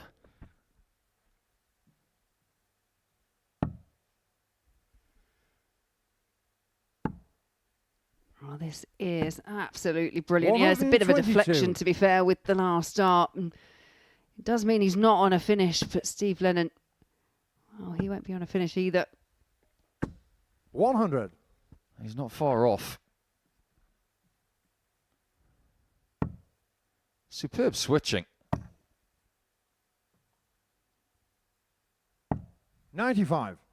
It's good use of the board because sometimes in play you can recognize that a target feels good. And obviously the treble 19 is starting to be fruitful for Whitlock, just like the 60 is for Lennon. This is a big moment now. Yeah, there's a lot of pressure on this, and it's a solitary dart for Simon Whitlock. Tops the target, tops is found. Yeah, we haven't seen much by way of reaction from Simon Whitlock, and although for a lot that may be subtle, he knows how important that is. He most definitely does. That might just be the most impressive finish we've seen all day.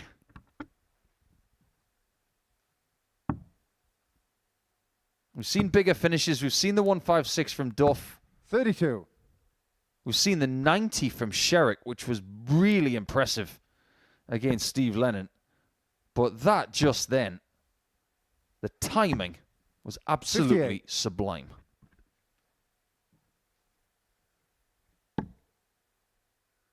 That dart is wobbled. Didn't make any difference. 108. He shakes his head at the first start and he just steps left and hits a max anyway. Comes to something when, you know, just finding a treble 20 with your first start's just not enough. 46. Yeah, Lennon is starting to flap. And I don't mean that disrespectfully. You can see it in his expression at the back of the stage. He's got Whitlock when 55. he's really on it. I was just having a quick dig in the archives as well and having a look at the kind of PDC World Cup, the head-to-heads between Australia and 100. Republic of Ireland. And I'll be honest, it's pretty good reading for Team Australia. Yeah. Yeah, we've got a good record against those guys. Do. Sorry, Mick. Sorry, 64. Willie. I think I might have even had a game against Connie Finnan at one point as well.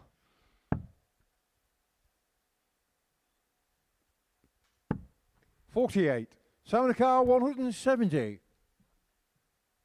Well, this would be some way to win it. Not that he may have gone for it if he had the chance. 46. That chance taken away in the setup play, yeah, not what Simon Whitlock would be wanting.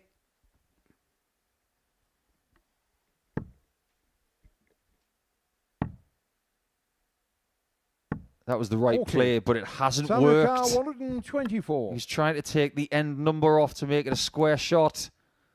But it's up to Whitlock. And what has happened there? I'm not even sure he knows. Now, whether it just slipped out the hand, if the release is wrong. I mean, it's so close to a double 7 that actually shot still would have been on. 84. Oh, that would have been bizarre. That wouldn't it? Don't give anybody any ideas, Simon. 60 double 7 bull is not on the table. It almost was. 137. Simon Carr, I'll tell you what 40. is on the table. A Saturday night invitation.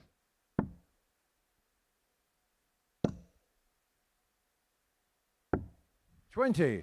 Simon Carr, 40. Oh my, he might rue those misses. Lennon sees the door ajar. This, you think, has to go. That looks like a great guide, and Each it's on the fourth leg, used Steve to Lennon. perfection, and we are going the distance. Fifth and final leg, Simon, who threw first. Game on. Big moments in the match. It was a crucial find for Steve Lennon, but Simon Whitlock, will he rue the miss? Because now looking at starting the leg, and No he hasn't score. been able to find a double.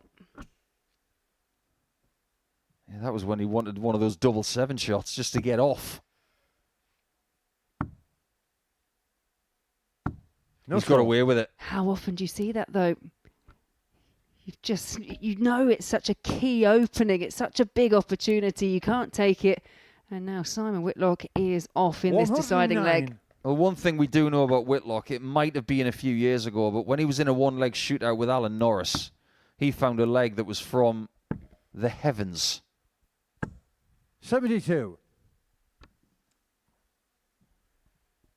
He had a 10-dart leg in the very last leg of a contest with Norris, and he's up to it again. 180. It's not going to be a 10-darter, but it could be something rather rip-roaring. Yeah, despite those 3 misses 82. at a double, Simon Whitlock really is once again in a commanding position. And he's back in the red bit again and again. And again. It's an uncanny quality. He's had 3 match starts. He's about to get more. And if you think this man hasn't still got it, 96. you haven't been 32. watching for the last 60 seconds. He's still got it. And he's got Saturday night as well. That was an eliminator in the end. And Steve really did play well the last couple of nights. But he got Whitlock at exactly the wrong time. When the pressure was ramped, the Australian former captain puts in a 90-plus average. And we have our 3 combatants from Group B. It's Sherrick, it's Duff, and Whitlock.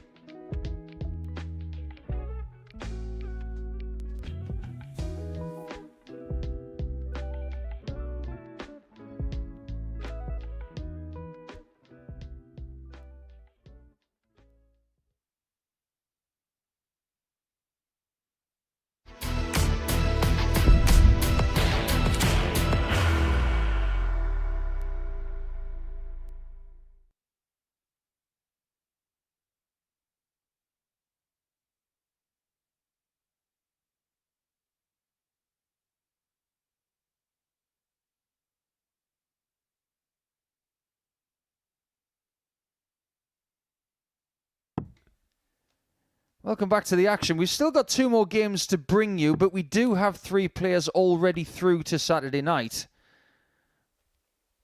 And they are the 3 players that we kind of expected to make their way through to our Double Trouble 5 finals night. Sherrick is through. She's on 10 points with 1 game to go. Whitlock is through with 10 points and 1 game to go. And Neil Duff is on 10 points through with 1 game to go. So they have a lot in common. Neil Duff is currently top of the table. And maybe this is the final furlong to see who can indeed win Group B. 116. I just wonder how much Harrison has got left to give, because ultimately, yes, as I've mentioned on a couple of occasions, he will not want to leave the live lounge not picking up a 112. win, but it is so hard sometimes to just maintain that level of enthusiasm and intensity that you need to get past players of this quality. 59.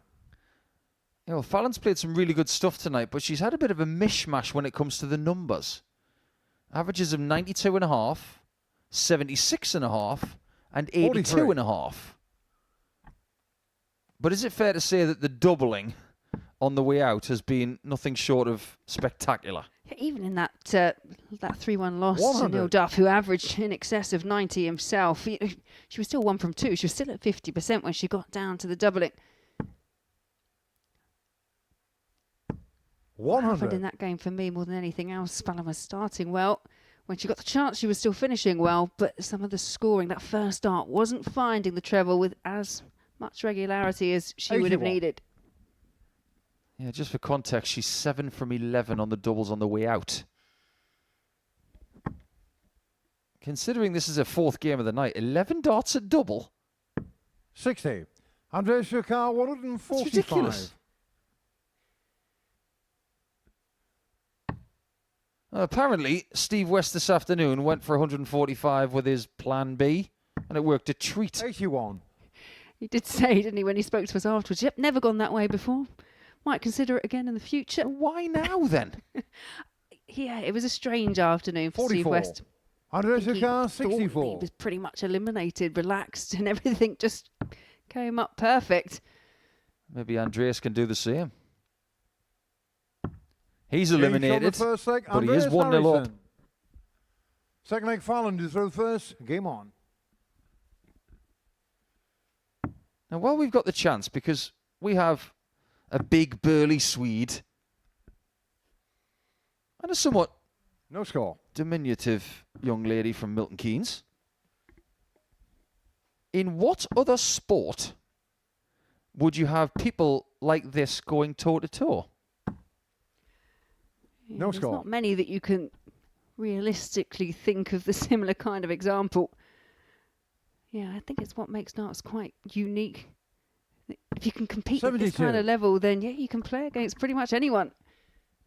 Maybe pool, maybe snooker? No contact sports. 80. I think that's one of the reasons why darts is so intriguing to a lot of people, because it's all about talent 99. and harnessing that talent. Yeah, and we know right now it's got, a real universal appeal. It's kind of taken over the globe at the moment because of the exploits of players like Luke Littler. Is that your way of saying that Luke Littler is Dr. Evil? 60. I don't know if he's necessarily got a takeover plan for the world. But he's probably got a revolving chair and a hollowed out volcano as a lair. And a very big poster on a shopping centre 108. in his hometown. 60. Yeah, he's got his own mural. Well, Milton Keynes awaits for Sherrick. She might get her own mural, or maybe her own statue at 100. Stadium MK at some point. She's on one of the shots that has made her a bit of an icon.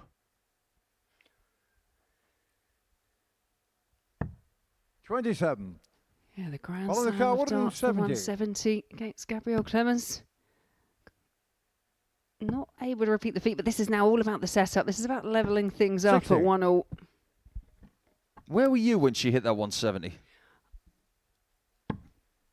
I was there. I'm just trying to think, was I watching or was I in commentary? Because it would have been one of the two. 46. I was watching that game on my Following the car, smartphone sitting at the 110. top of the stairs. Any reason? Is there not a sofa available 30. or, a kitchen table? Andres Shakar, 138. It comes with a bit of a story. Just that captivated by the match, you're just stopping your tracks and Absolutely. just glued to it. 78. Let's see if she can Follow the take this car, out. 80. Otherwise, she might be in trouble. She took this out last night in 2, and she's done it again. It's like a carbon copy. Third leg, Andreas through first. Game on. Yeah, I think certain shots you remember where you were, what you were doing with it.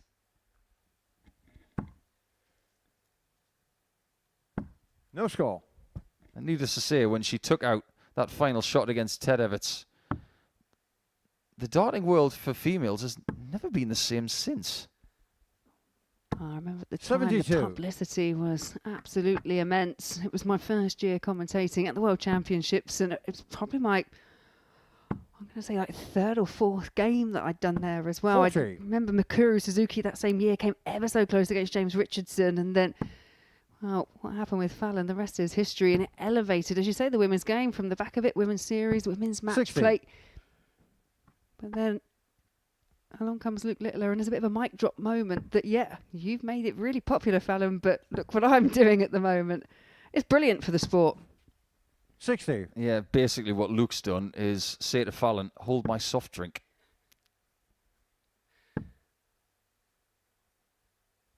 But I think they both 100. deserve credit for how they've forwarded the game in the 2020s.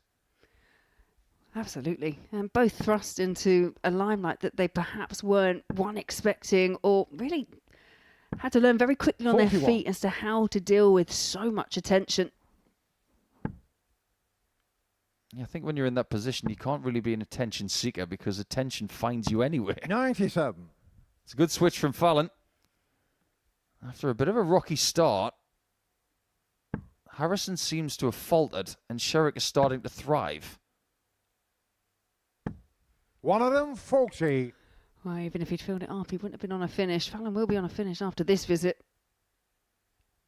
Question is, how low down can she get? 60. Even though there's no treble there, we were saying with Trina Gulliver last night that is an encouraging sign that all 3 darts were so tight. And she's been hitting 112 100. as a start all night long. 112.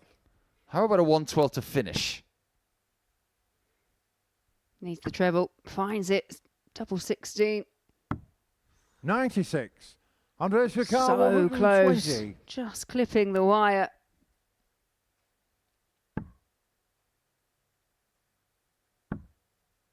Oh, triple lipstick. 110. Doesn't get the final kiss. Follow the car, 16. Other side of the board. Gage on the third leg. There is Fallon nothing wrong with that. One more leg, Fourth leg, Fallon and to Sherrick through will first. end on Game on. 12 points in a very stacked Group B. Let's face facts. No score. I was just about to say it. The exposure to double start darts for ladies in the current climate is very minimal. 59. And one thing Fallon has done over the last couple of days, she's looked as comfortable at double start as she is at straight start. She really has. And you're No right. score. Yeah, we spoke about it earlier on this afternoon. It is not a format that we would play as a general rule. I've played it previously, but even when I have played it previously, it's been in mixed leagues and mixed 140. tournaments. It's not been specifically female-centric. Having known Fallon for a few years, her ability to learn quickly 92. is incredibly impressive. She had no soft tip experience, no cricket experience. And then she went to the World Soft Tip Cup in 2017. She nailed everything 96. in a matter of a day and a half. All the tactics, just tell her what to do and she did it. And that's the same with this format too. Yeah, and before anyone kind of comments that how can it be 100. particularly that much different, it is really different. It's very overwhelming for the senses. You generally have to play with a dart that is a lot lighter than what you'd normally throw because there is a limit on the weight. And as you say, if you haven't played cricket, 100. that is such a tactical game. I've never seen anybody take up cricket and play it so well, so quickly, 99. Andreas Vicar, 106. anywhere in the world. This game might have a last leg decider. That's a bit different. Somebody's been going to the school of Richie Burnett. Yeah, that'll work. Gage on the fourth leg, Andreas It's a bit Harrison. different, but we like different. Fifth and final leg, Andreas to throw first. That's Game probably on. the biggest reaction we've ever seen from him. Well, when things aren't necessarily going your way, then perhaps you just need that little bit of, I'm not going to say luck, but the slip with... 101. Well, I said slip, and I think that dart did slip at exactly the same time. But yeah, the slip and then the adjustment over to double 13 did it well.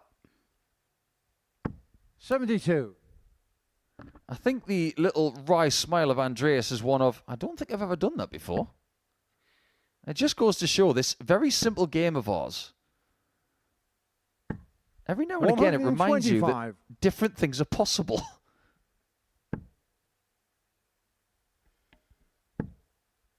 And he is just one of those players. I think anyone that actually gets to meet him, gets to speak to him in person, he is such a kind of gentle character, really reserved, but kind of just lets his darts do the talking. 28. Oh my, that is a slip.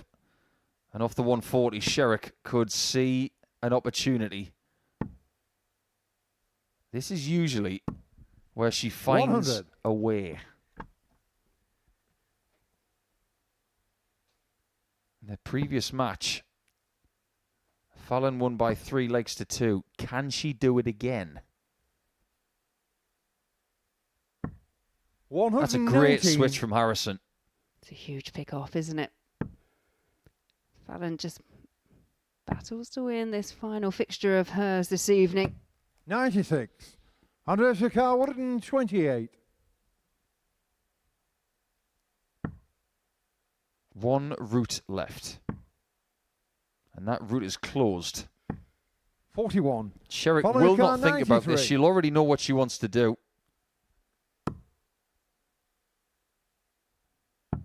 Tops.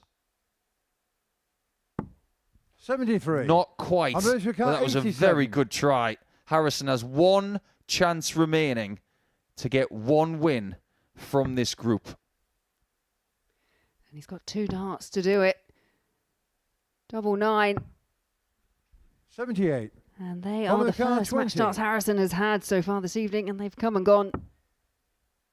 That's a lucky miss. 10. And she doesn't Andreas end it. She Sakar, is 9. flummoxed.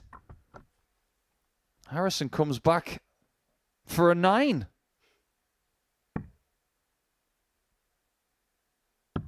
And he does get a victory. So that's his parting shot from Double Trouble 5. The former champion will not go to Saturday, but he doesn't go away pointless. Fallon Sherrick has done her job, but maybe with the job done, she just left a little bit too late in that one. She loses by 3 legs to 2.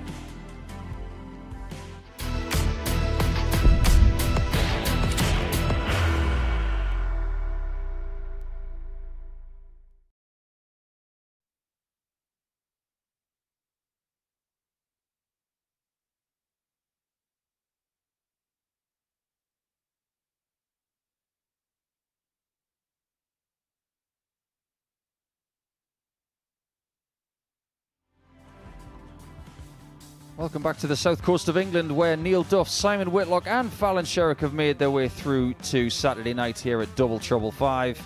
Andreas Harrison, just before the break, did get his solitary win from 8 games in Group B at the behest of Fallon Sherrick. But that doesn't deter Fallon. The Queen of the Palace will have a tilt at the title. But before we get into our last game, we've got Fallon downstairs with Laura Turner. Yeah, thank you very much, Paul. Well, firstly, congratulations, Fallon. I mean, was this just a case tonight? It was just, you were the first one across the line. Was it just a case of getting the job done? Pretty much, it was just get the job done, get through, and just see where you end up. To be fair, I'm quite happy with how the double in, double out went. I didn't know how it was going to go, but I felt all right, to be fair. Yeah, it's not a format that we were kind of used to playing, especially it's not very prevalent within the women's game. So did you prepare for it in any different way? Absolutely not. I just prepared for it, the same way I would any game. I just kept my practice how I was going, and then, I didn't practice anything special for it. So, when my double 16s are going out pretty much first time, I was like, oh, okay, I've probably found a game that I'm good at. You've been excellent all through tonight, all through yesterday, ultimately now focusing on the final. So do we have some aspirations? You've lifted a title here before. Are we going to add double trouble to it? Of course, I'm going to win it again. To be fair, I'm just going to see how tomorrow goes. If the double out, the double ins go how they are, I feel if I can get that scoring a little bit, grouping more together, I should be in for a chance. But we'll see how tomorrow goes. Just fingers crossed the doubles keep going in. We will do. We will see indeed tomorrow. Congratulations again, Fallon. And back over to you, Paul. It's so nice to see Fallon smiling, thriving, and with a chance, of course, on Saturday night to lift his second title on the stage, because she is the Women's Week champion. We do have the senior champion on the stage right now in Simon Whitlock, the first title winner here in 2026. And Neil Duff, well, he wins all the time here, doesn't he?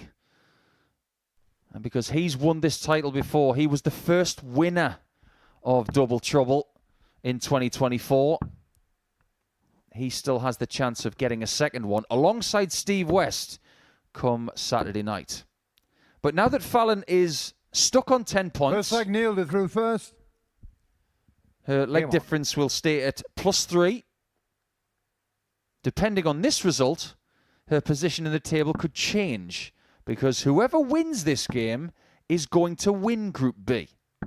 No score. And considering how tumultuous things have been for Simon, especially when you consider if he'd lost 38 to Steve Lennon in Game 8, this is actually quite a nice position to be in, through with a game to spare. No score. So the worst case scenario is not so bad.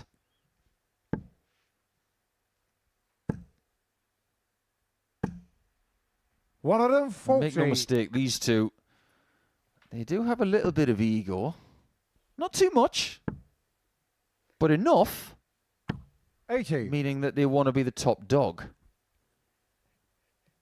And after all, someone's got to top the group. Why not me? That's what they'll be saying to themselves. And obviously where you do finish in the group, that kind of, well, it will affect where you end up and who you will be 60. In a group with going into tomorrow's finals. But as you were just saying, yeah, and as Fallon said, this is all about getting the job done. She's done it. These two have done it. That is the most important thing. The rest is what? Just a bit of bragging rights. When was the last time you saw Fallon looking so bright? As in, so positive, so happy about her game? 121. I think it's been years. I think she's going through that period that we've just seen her obviously play very well at the match play and push Bo Greaves right the way to the 41. End to try and get a second women's match play title. So you've got that air of positivity coming from the fact that you've, disappointed that you haven't quite crossed the line, but pushed 100. A player like Bo right to the very end. And then as she's come here, she said maybe didn't quite know how things were going to pan out with the double start, but really happy with how they have, especially the way she started her legs. 95. Yeah, fair to say I think she's quite good at this format. Very. And we know these two are. They've got pedigree. But for the next 60. 15 minutes, Sam they Nicol, aren't 74. chums. I was trying to think of a way of getting chum into that.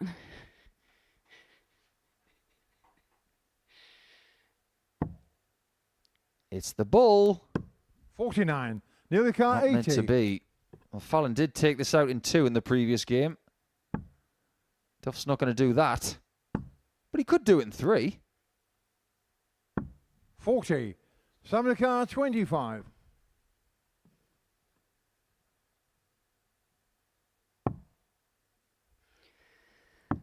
Double 8. Should be able to use that as a He's on the guide. first And leg, just Simon Whittle. slides it along the side of the dart beautifully. Second leg, Simon, who threw first. Game on. Yeah, I don't think he's too perturbed by the fact that that wasn't the best leg of darts he's ever thrown, but it is still a break of throw. And it's a change of plan. Here he goes, trying No to confuse the spotter as usual when it comes to double start. It's not the first time. But just how impressive has it been from Duff on more than one occasion in this group where 120. things haven't started particularly well, but this bounce back ability that he's got to find a level of performance that nobody else has 20. in this group. Is he the danger man come Saturday night? He is always a danger man come Saturday night, let's be honest. And as we said, he's won the format before, but 135. can't agree more because ultimately the night didn't start well for Duff. Lost that opening game. He had a sub 68 average. Bounces back with just under a 99 average. 58. And even that game where he beat Fallon Sherrick 3-1, the start to that leg, he really did not start strongly at all. You can't write him off, especially in a race to 3 at any given point. 140. We mentioned, didn't we, earlier, that there will be players that are more adept and more used to playing a race to 3. And I think Neil Duff is probably one of them because of his exploits on the 97. WTF circuit. Neil the car, I think that's a very good 106. point. It's only taken me till 12:26 to make a good point. Oh, give over. 66. Well, that one is over the top, and the leg should be over. 58. Sound like Neil a the car, cricket umpire. 40. As soon as 6 deliveries are done. Over. Is that your very British cricket voice? No It score. was terrible. I'm no Dickie Bird. I'm no Billy Bowden.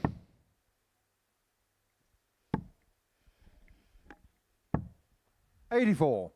Neil the car, Now, 40. that really is a head scratcher for Whitlock. Duff still having to persevere with tops.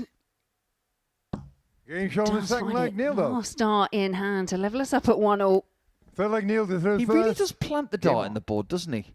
It never wavers. It goes in and it stays exactly where it goes. So if you look at the way his darts sit in the board, 120. purity. Sometimes Whitlock, the dart goes in and it has this boing effect. It's the only way to put it. There's a reaction 51. to the dart hitting the board perpendicular to all of the walls in this place. It's a very different angle of attack and a different reaction. 140. Yeah, it's kind of that follow through, isn't it, for Neil Duff? That forceful arm. Simon Whitlock doesn't quite get the same extension on the arm. It's just stops ever so 134. short of being extended out to a 180-degree angle. Yeah, that's right. He's never had that full extension of the right elbow. 140. But there are some players who never have that. Raymond van Barneveld never had it. Steve Duke Sr., someone that Simon knows extremely well from 47. Australian Neil the car, darts. 101. He never had a full extension of the right arm either, and he was an excellent dart player, still is. And this is the thing with darts. There is 81. fundamentally, there is no right or wrong way. You can work on the basics, stance, the way you hold something. You can definitely work and you can definitely improve. But I describe it to someone when they 95. ask, you Neil the know, how do car, you 20. throw? How do you play? It's like, how do you pick up a pen? How do you write? It's very unique to you. Well, that's how you hit Finish double on the third five. leg. Neil though. It seems like Neil's got all the answers. Fourth leg, Simon to throw first. I Game don't really on. know what Simon was doing from 269, by the way. Okay. I like it. The lesser spotted double 17 Do you know has what? been found. I'm not against that because if you get a 154 star, 114. you can still have a 9 darter. It's not the worst plan.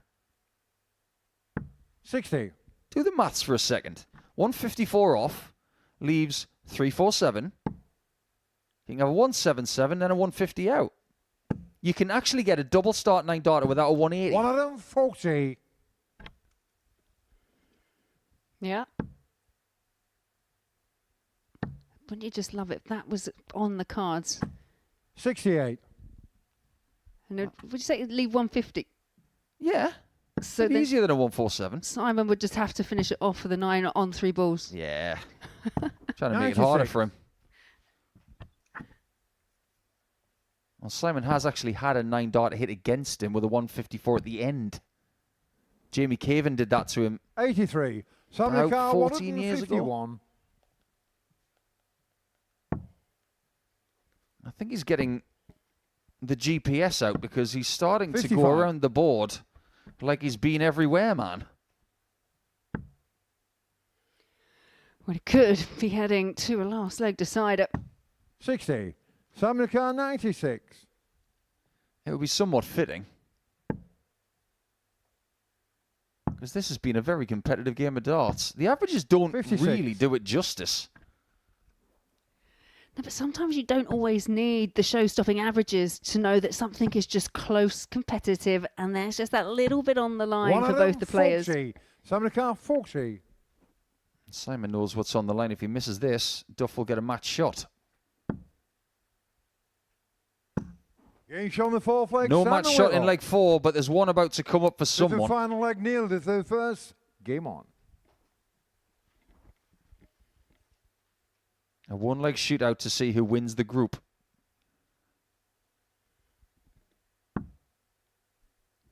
Duff straight off with dart number 1. 75.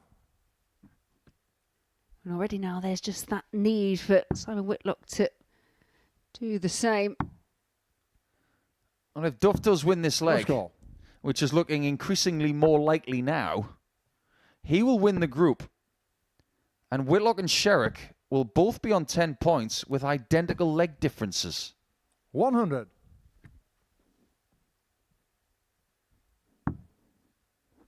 He's trying everything here.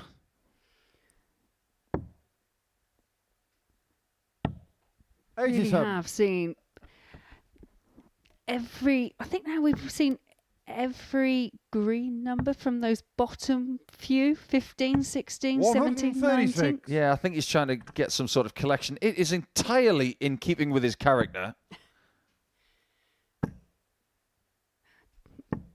Do we put out tomorrow maybe 125. some Simon Whitlock bingo cards just to see if we can just tick off all the numbers? That's a great idea. Welcome to Saturday night at the Live Lounge in Portsmouth. 81. This is Whitlock Bingo. Well, Duff is first to a finish. He's 180 ahead.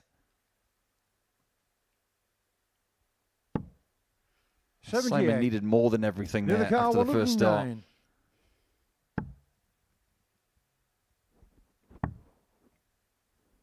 Little snarl. 69. Fear not. Neil Duff, who started the night in number 1 position, is 1 dart away from finishing there.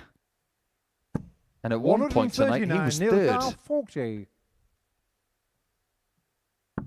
He He's on does the win the match, Neil group. Duff. So Neil Duff, who did beat Simon Whitlock by 3 legs to 1 in the first game of the group, has beaten him again, this time by 3 legs to 2. It was a very, very good game. But when we come back, we'll have a bit of a chat with Captain Whitlock to see how he felt about Group B.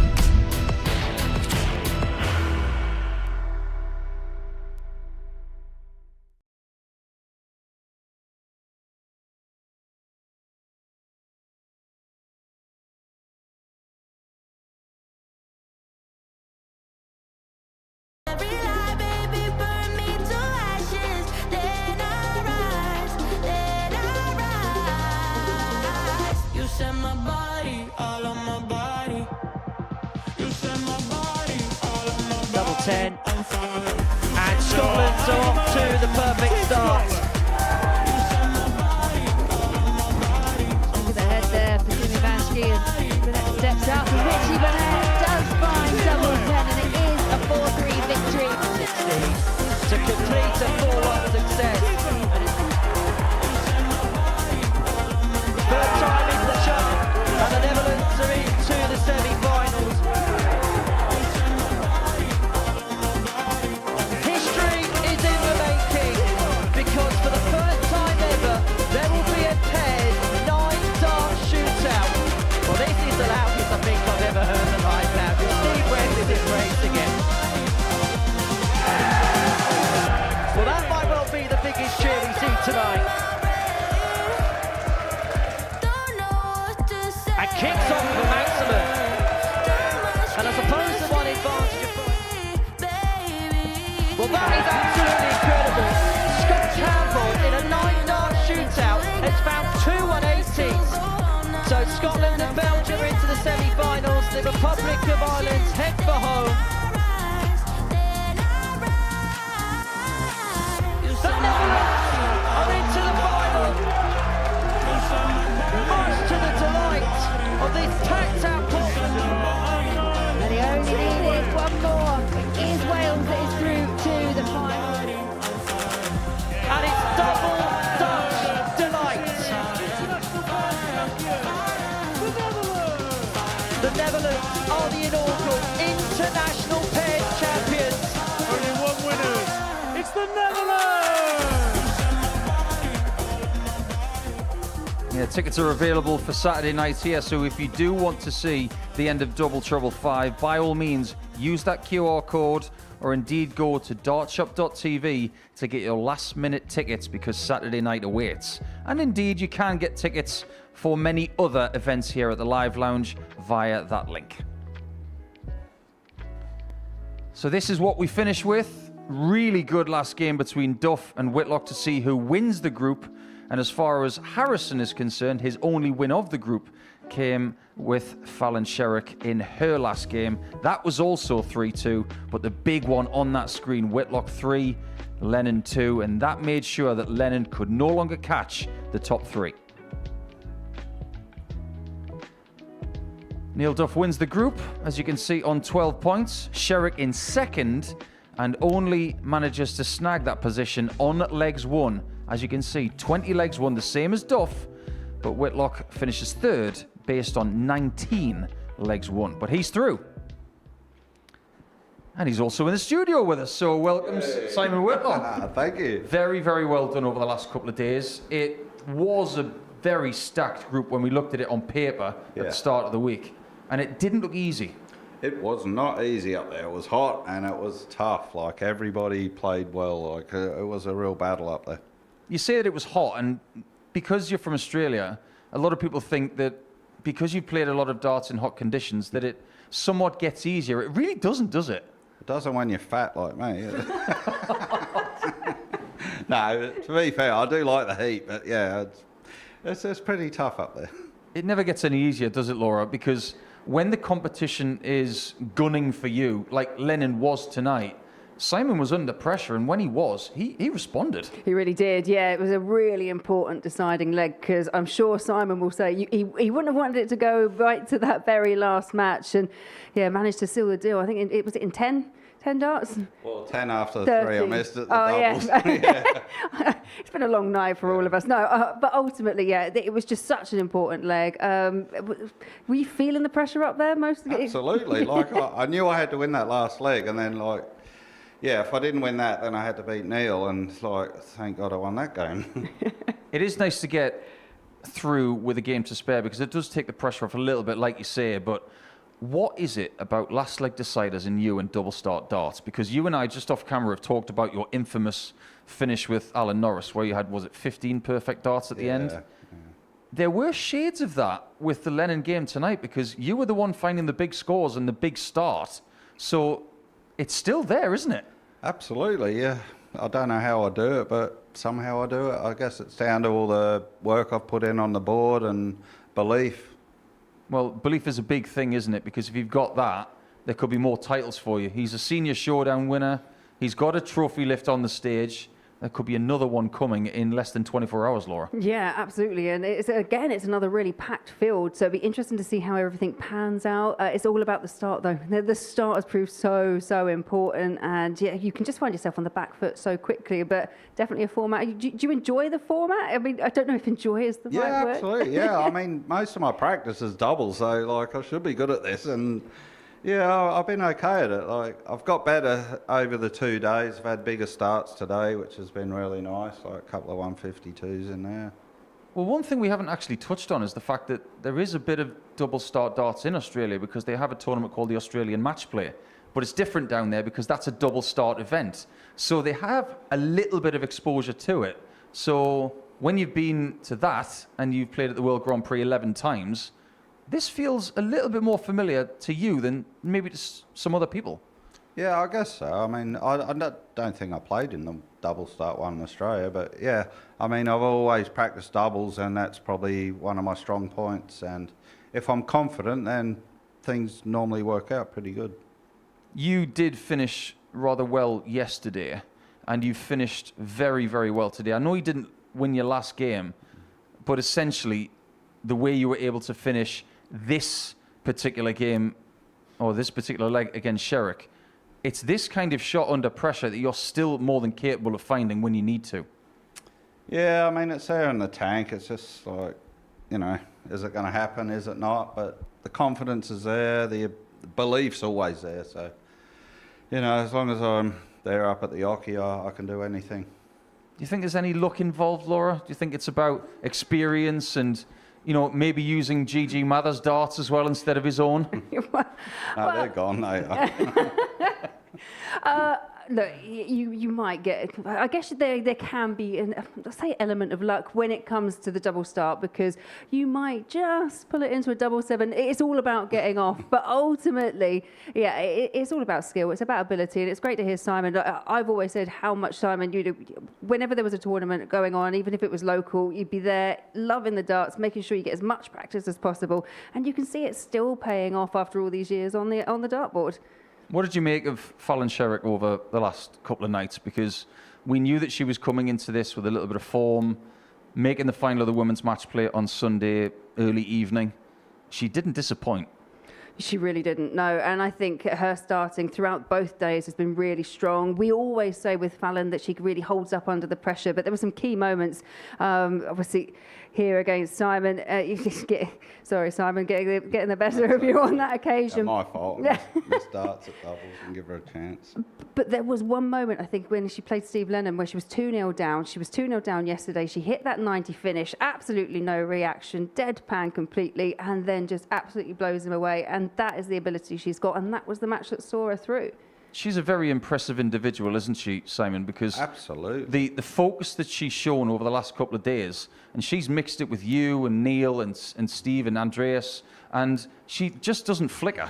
No, she's been phenomenal the last 2 nights. Like, she has not wilted one bit. She's just been out there, aggressive, just beating us up. Duffman, what more do we say? Monday to Wednesday, we know what's going to happen. He's probably not going to win Group A, but come Thursday and Friday, he seems to switch on, and he was finding levels, average-wise, that other people weren't finding when he was under pressure.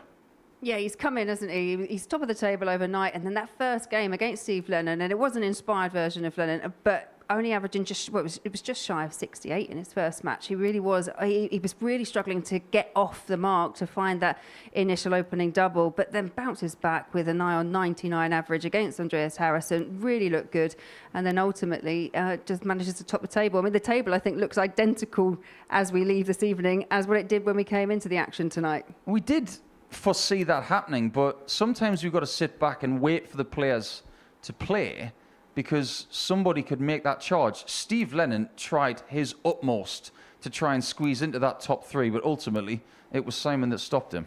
Yeah, like I say, until something's mathematically impossible, then it's still on the cards, and ultimately we have to look at every angle. But Steve all the damage really was done yesterday for Steve Lennon. Just had that little bit too much work to do, and yes, it was an improvement today, getting better results, but just that stretched too far. Well, let's have a look at the breakdown and see how things really do stand going into Saturday night's spectacular night. It is going to be Keegan Brown, who hasn't lost a game this week, up against one of our former Double Trouble champions in Steve West.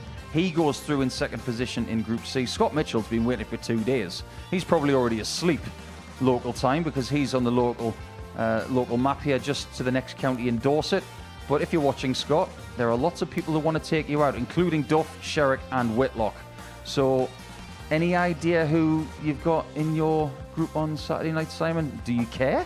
I don't actually care. I think it's Neil and... Is it Scott? Well, we're just going to keep you in suspense for a bit longer because as far as you're concerned, Laura, what do you want to see from Saturday night? What are you expecting? Yeah, well, possibly more of the same. I mean, that we've seen some brilliant stuff. We've had a couple of 9s almost threatened. You know, we've got 6 starts in, and yeah, I was enjoying the double 17 start. We both commented on it because we weren't ever sure what double you were going to go for when it came to the tail end of tonight. Yeah, I wanted to go for broke. I thought, right, this is my chance to do a 9, and unfortunately, I missed the second dart. Well, this is the thing, isn't it? Because if you go double 17. You can still get a 9-darter. Yeah. You've had a 9-darter hit against you with a 154 out from Jamie Caven quite a few years ago. Do you remember that? No.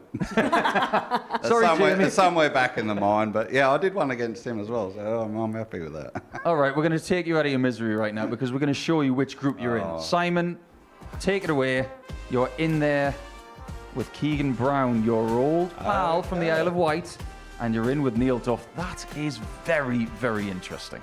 Yeah, that's a really tough group, and so is the other one. So, what do you think, Laura? Group 1, Mitchell, Sherrick, West. There's nowhere to hide. No.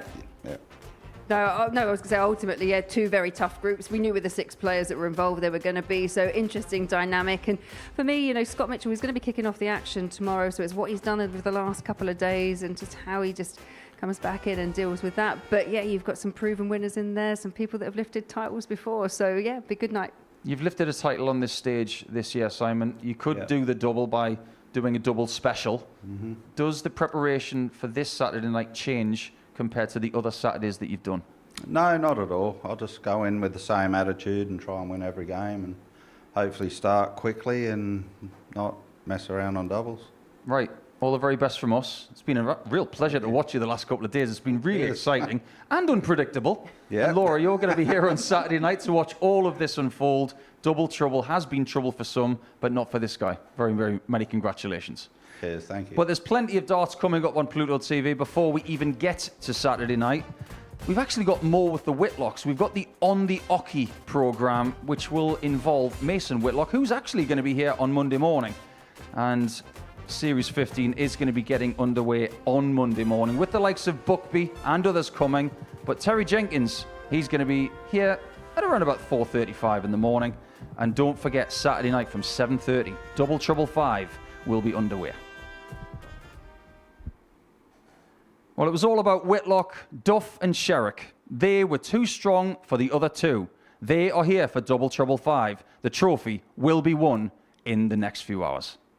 The new Modus Super Series champion. Oh my word! It's another incredible moment tonight. Jeff Smith. It's Max Dart. 5 stars for 4. Ball for big fish. James. It's double.